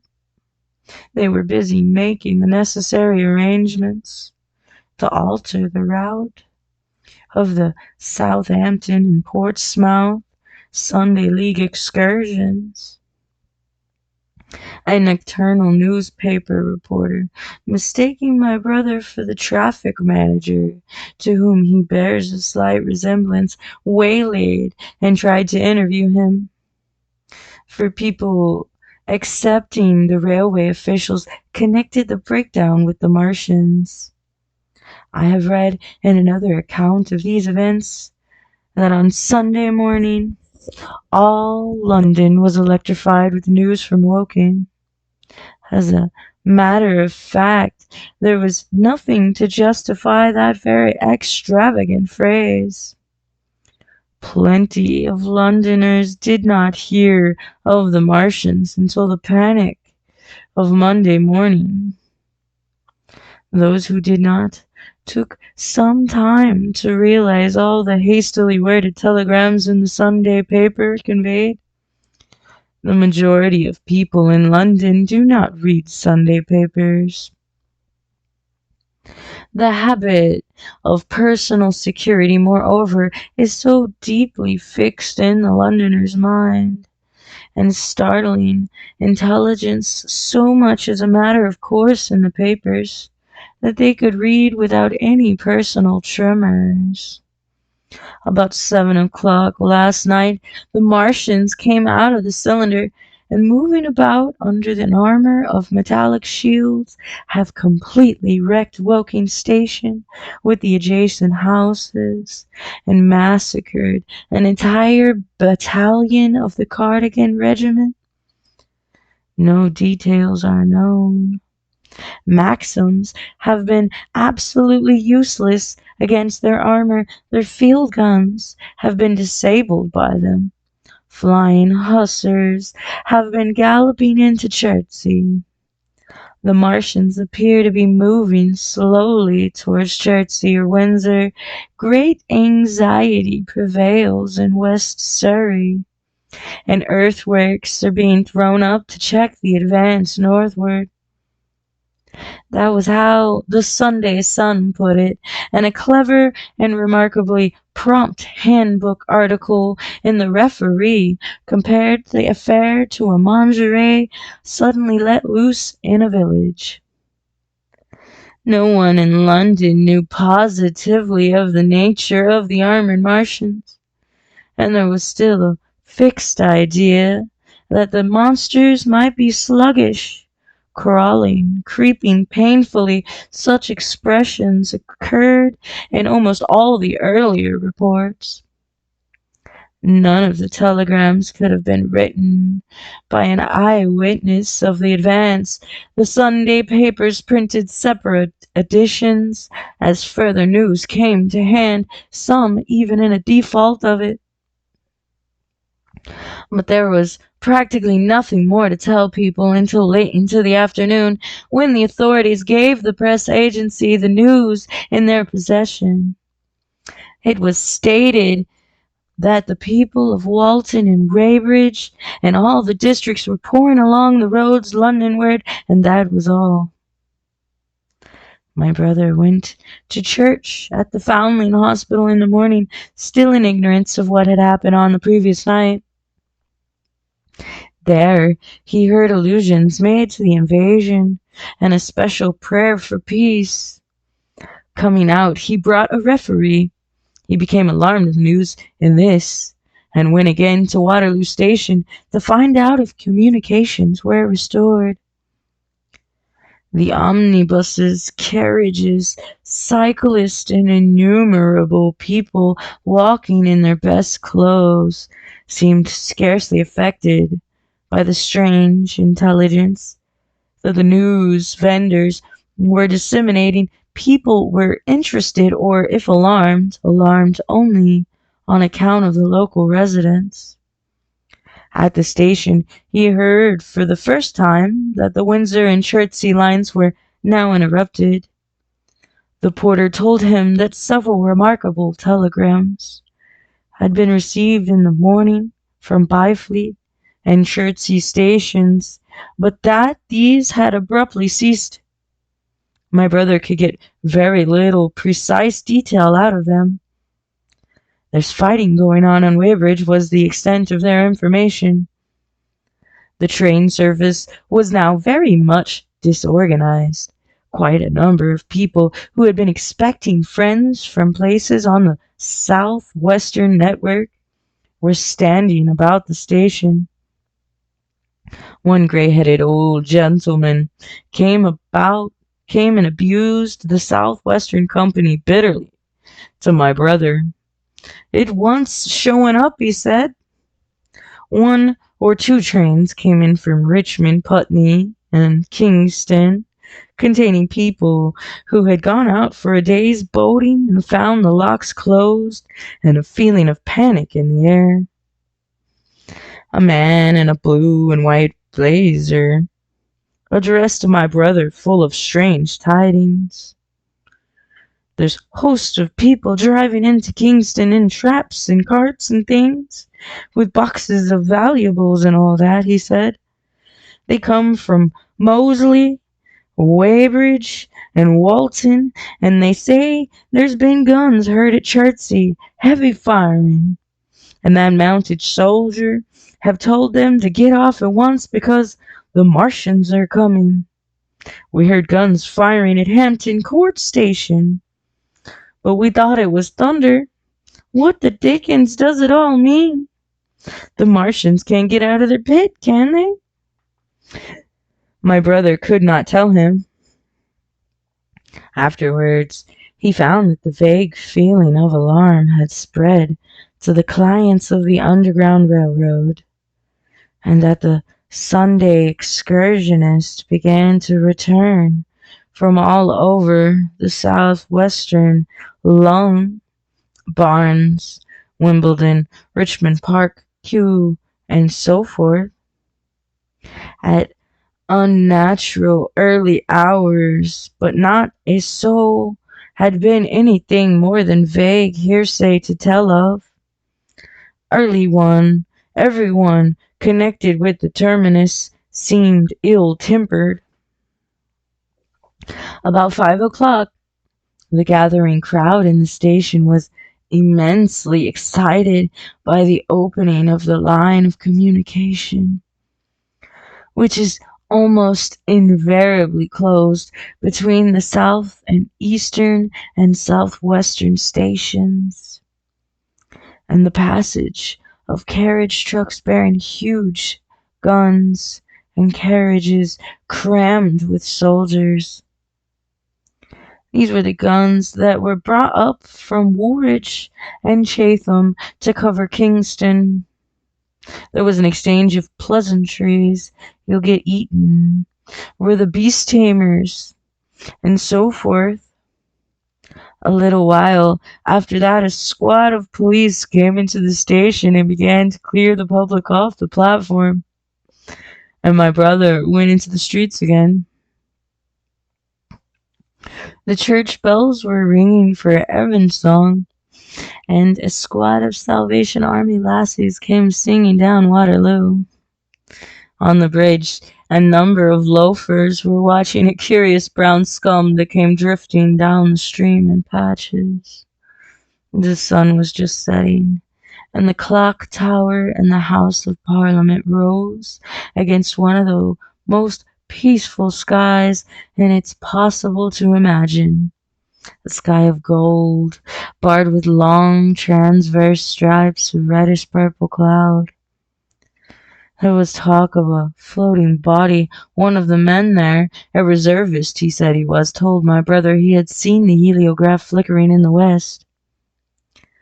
In Wellington Street, my brother met a couple of sturdy roughs who had just been rushed out of Fleet Street with still wet newspapers and staring placards. Dreadful catastrophe, they bawled, one to the other down Wellington Street. Fightin' at Weybridge. Full description. Repulse of the Martians. London in danger. He had to give 3 pence for a copy of that paper. And then only that he realized something of the full power and terror of these monsters. He learned that they were not merely a handful of small, sluggish creatures, but that they were minds swaying vast mechanical bodies, and that they could move swiftly and smite with such power that even the mightiest guns could not stand against them. They were described as vast spider-like machines nearly 100 feet high, capable of the speed of an express train and able to shoot out a beam of intense heat. Masked batteries, chiefly of field guns, had been planted in the country about Horsell Common, and especially between Woking and District and London. 5 of the machines had been seen moving towards the Thames, and one, by a happy chance, had been destroyed. In the other cases, the shells had missed, and the batteries had been at once annihilated by the heat rays. Heavy losses of soldiers were mentioned, but the tone of the dispatch was optimistic. The Martians had been repulsed. They were not invulnerable. They had retreated to their triangle of cylinders again in the circle about Woking. Signalers with heliographs were pushing forward upon them from all sides. Guns were in rapid transit from Windsor, Portsmouth, Aldershot, Woolwich, even from the north. Among others, long wire guns of 95 tons from Woolwich, although 160 were in position or being hastily placed, chiefly covering London.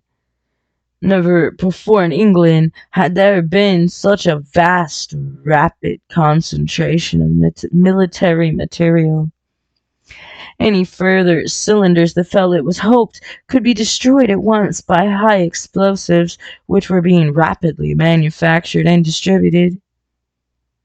No doubt, ran the report, the situation was of the strangest and gravest description, but the public was exhorted to avoid and discourage panic. No doubt the Martians were strange and terrible in the extreme, but at the outside there could not be more than 20 of them against our millions.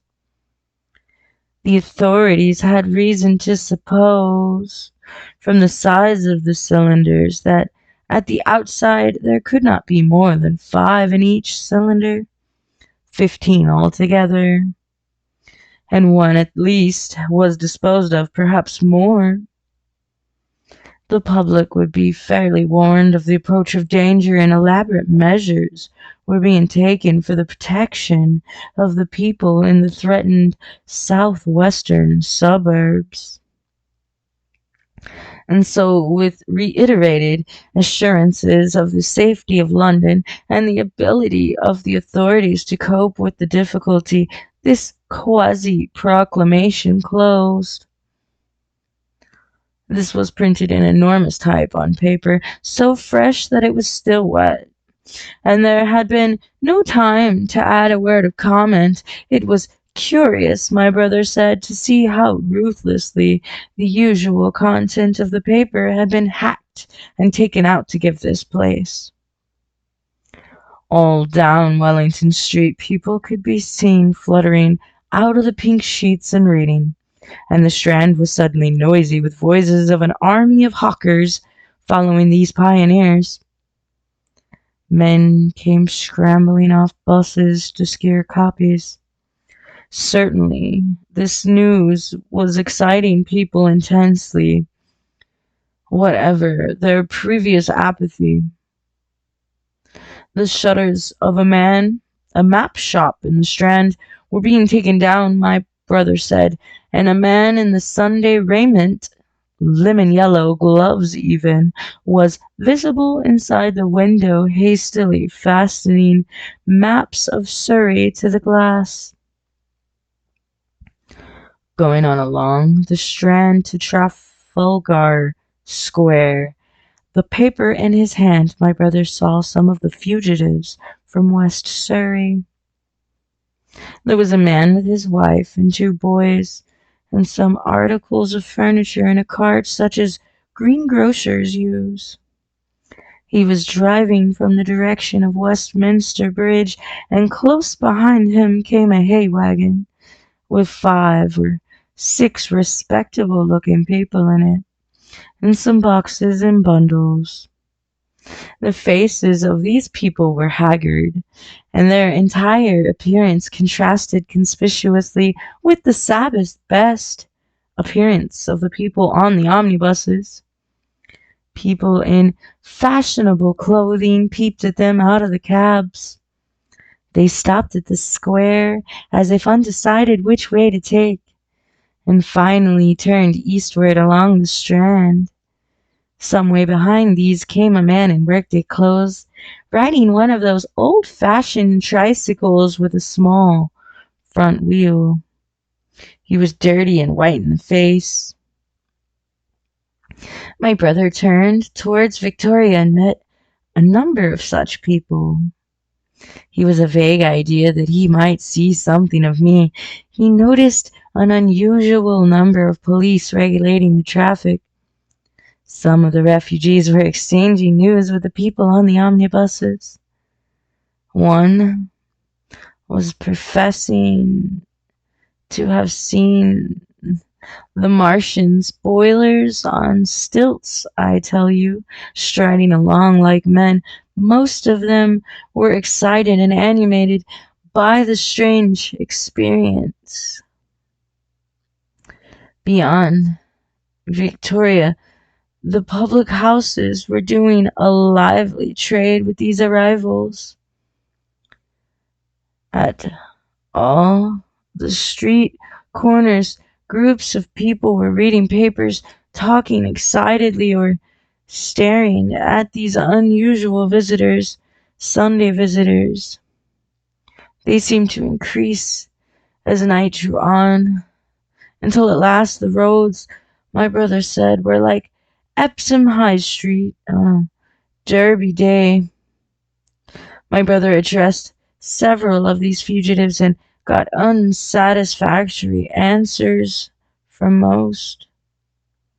None of them could tell him any news of Woking except one man who assured him that Woking had been entirely destroyed on the previous night. I come from Byfleet, he said.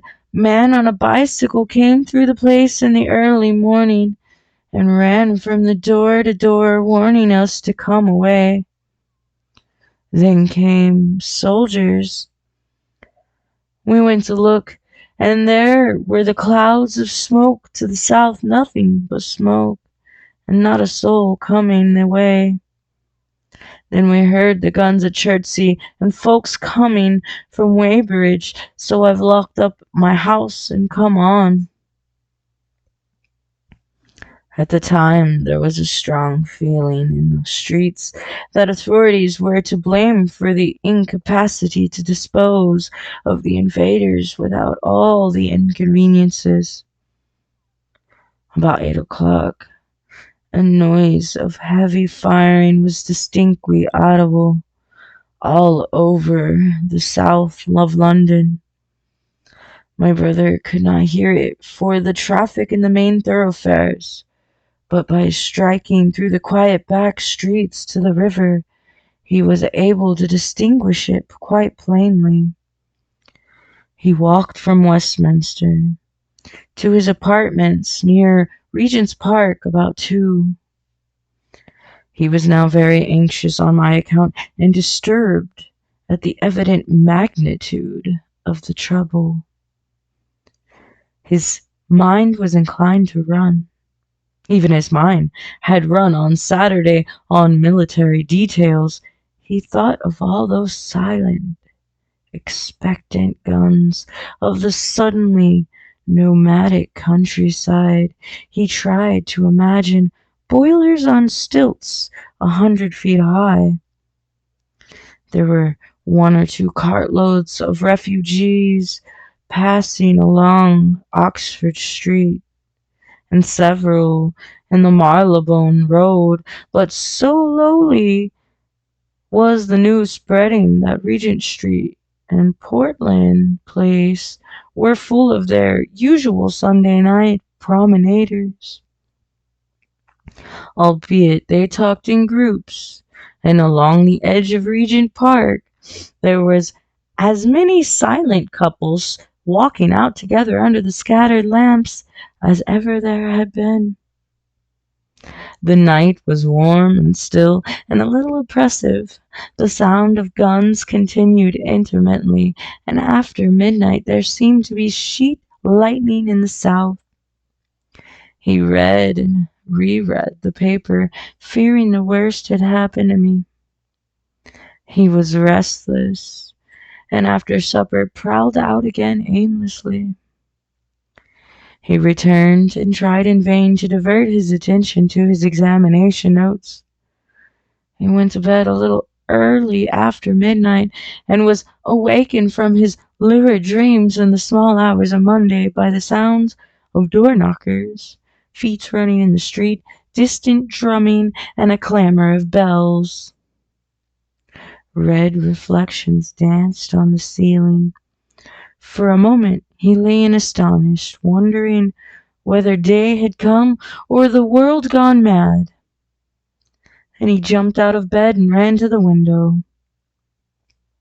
His room was an attic, and as he thrust his head out, up and down the street there were a dozen echoes to the noise of his window sash, and heads in every kind of night disarray appeared, inquiring where, being shouted, "They are coming!" bawled a policeman, hammering at the door. "The Martians are coming," and hurried to the next door. The sound of drumming and trumpeting came from the Albany Street barracks, and every church within earshot was hard at work, killing sleep with a vehement, disorderly toxin. There was a noise of doors opening, and windows after window in the houses opposite flashed from darkness into yellow illumination. Up the street came galloping a close carriage, burst abruptly into noise at the corner, rising to a clattering climax under the window, and dying away slowly in the distance. Close on the rear of this came a couple of cabs, the forerunners of a long procession of flying vehicles, going for the most part to Chalk Farm Station, where the Northwestern special trains were loading up instead of coming down the gradient into Euxton. For a long time my brother stared out of the window in blank astonishment, watching the policemen hammering at door after door and delivering their incomprehensible message. Then the door behind him opened, and the man who lodged across the landing came in, dressed only in a shirt, trousers, and slippers, his braces loose about his waist, his hair disordered from his pillow. "What the devil is it?" he asked. "A fire? What a devil of a row!" They both craned their heads out of the window. straining to hear what the policemen were shouting. People were coming out of the streets, side streets, and standing in groups at the corners talking. "What the devil is it all about?" said my brother's fellow lodger. My brother answered him vaguely and began to dress, running with each garment to the window in order to miss nothing of the growing excitement. And presently, men selling unnatural early newspapers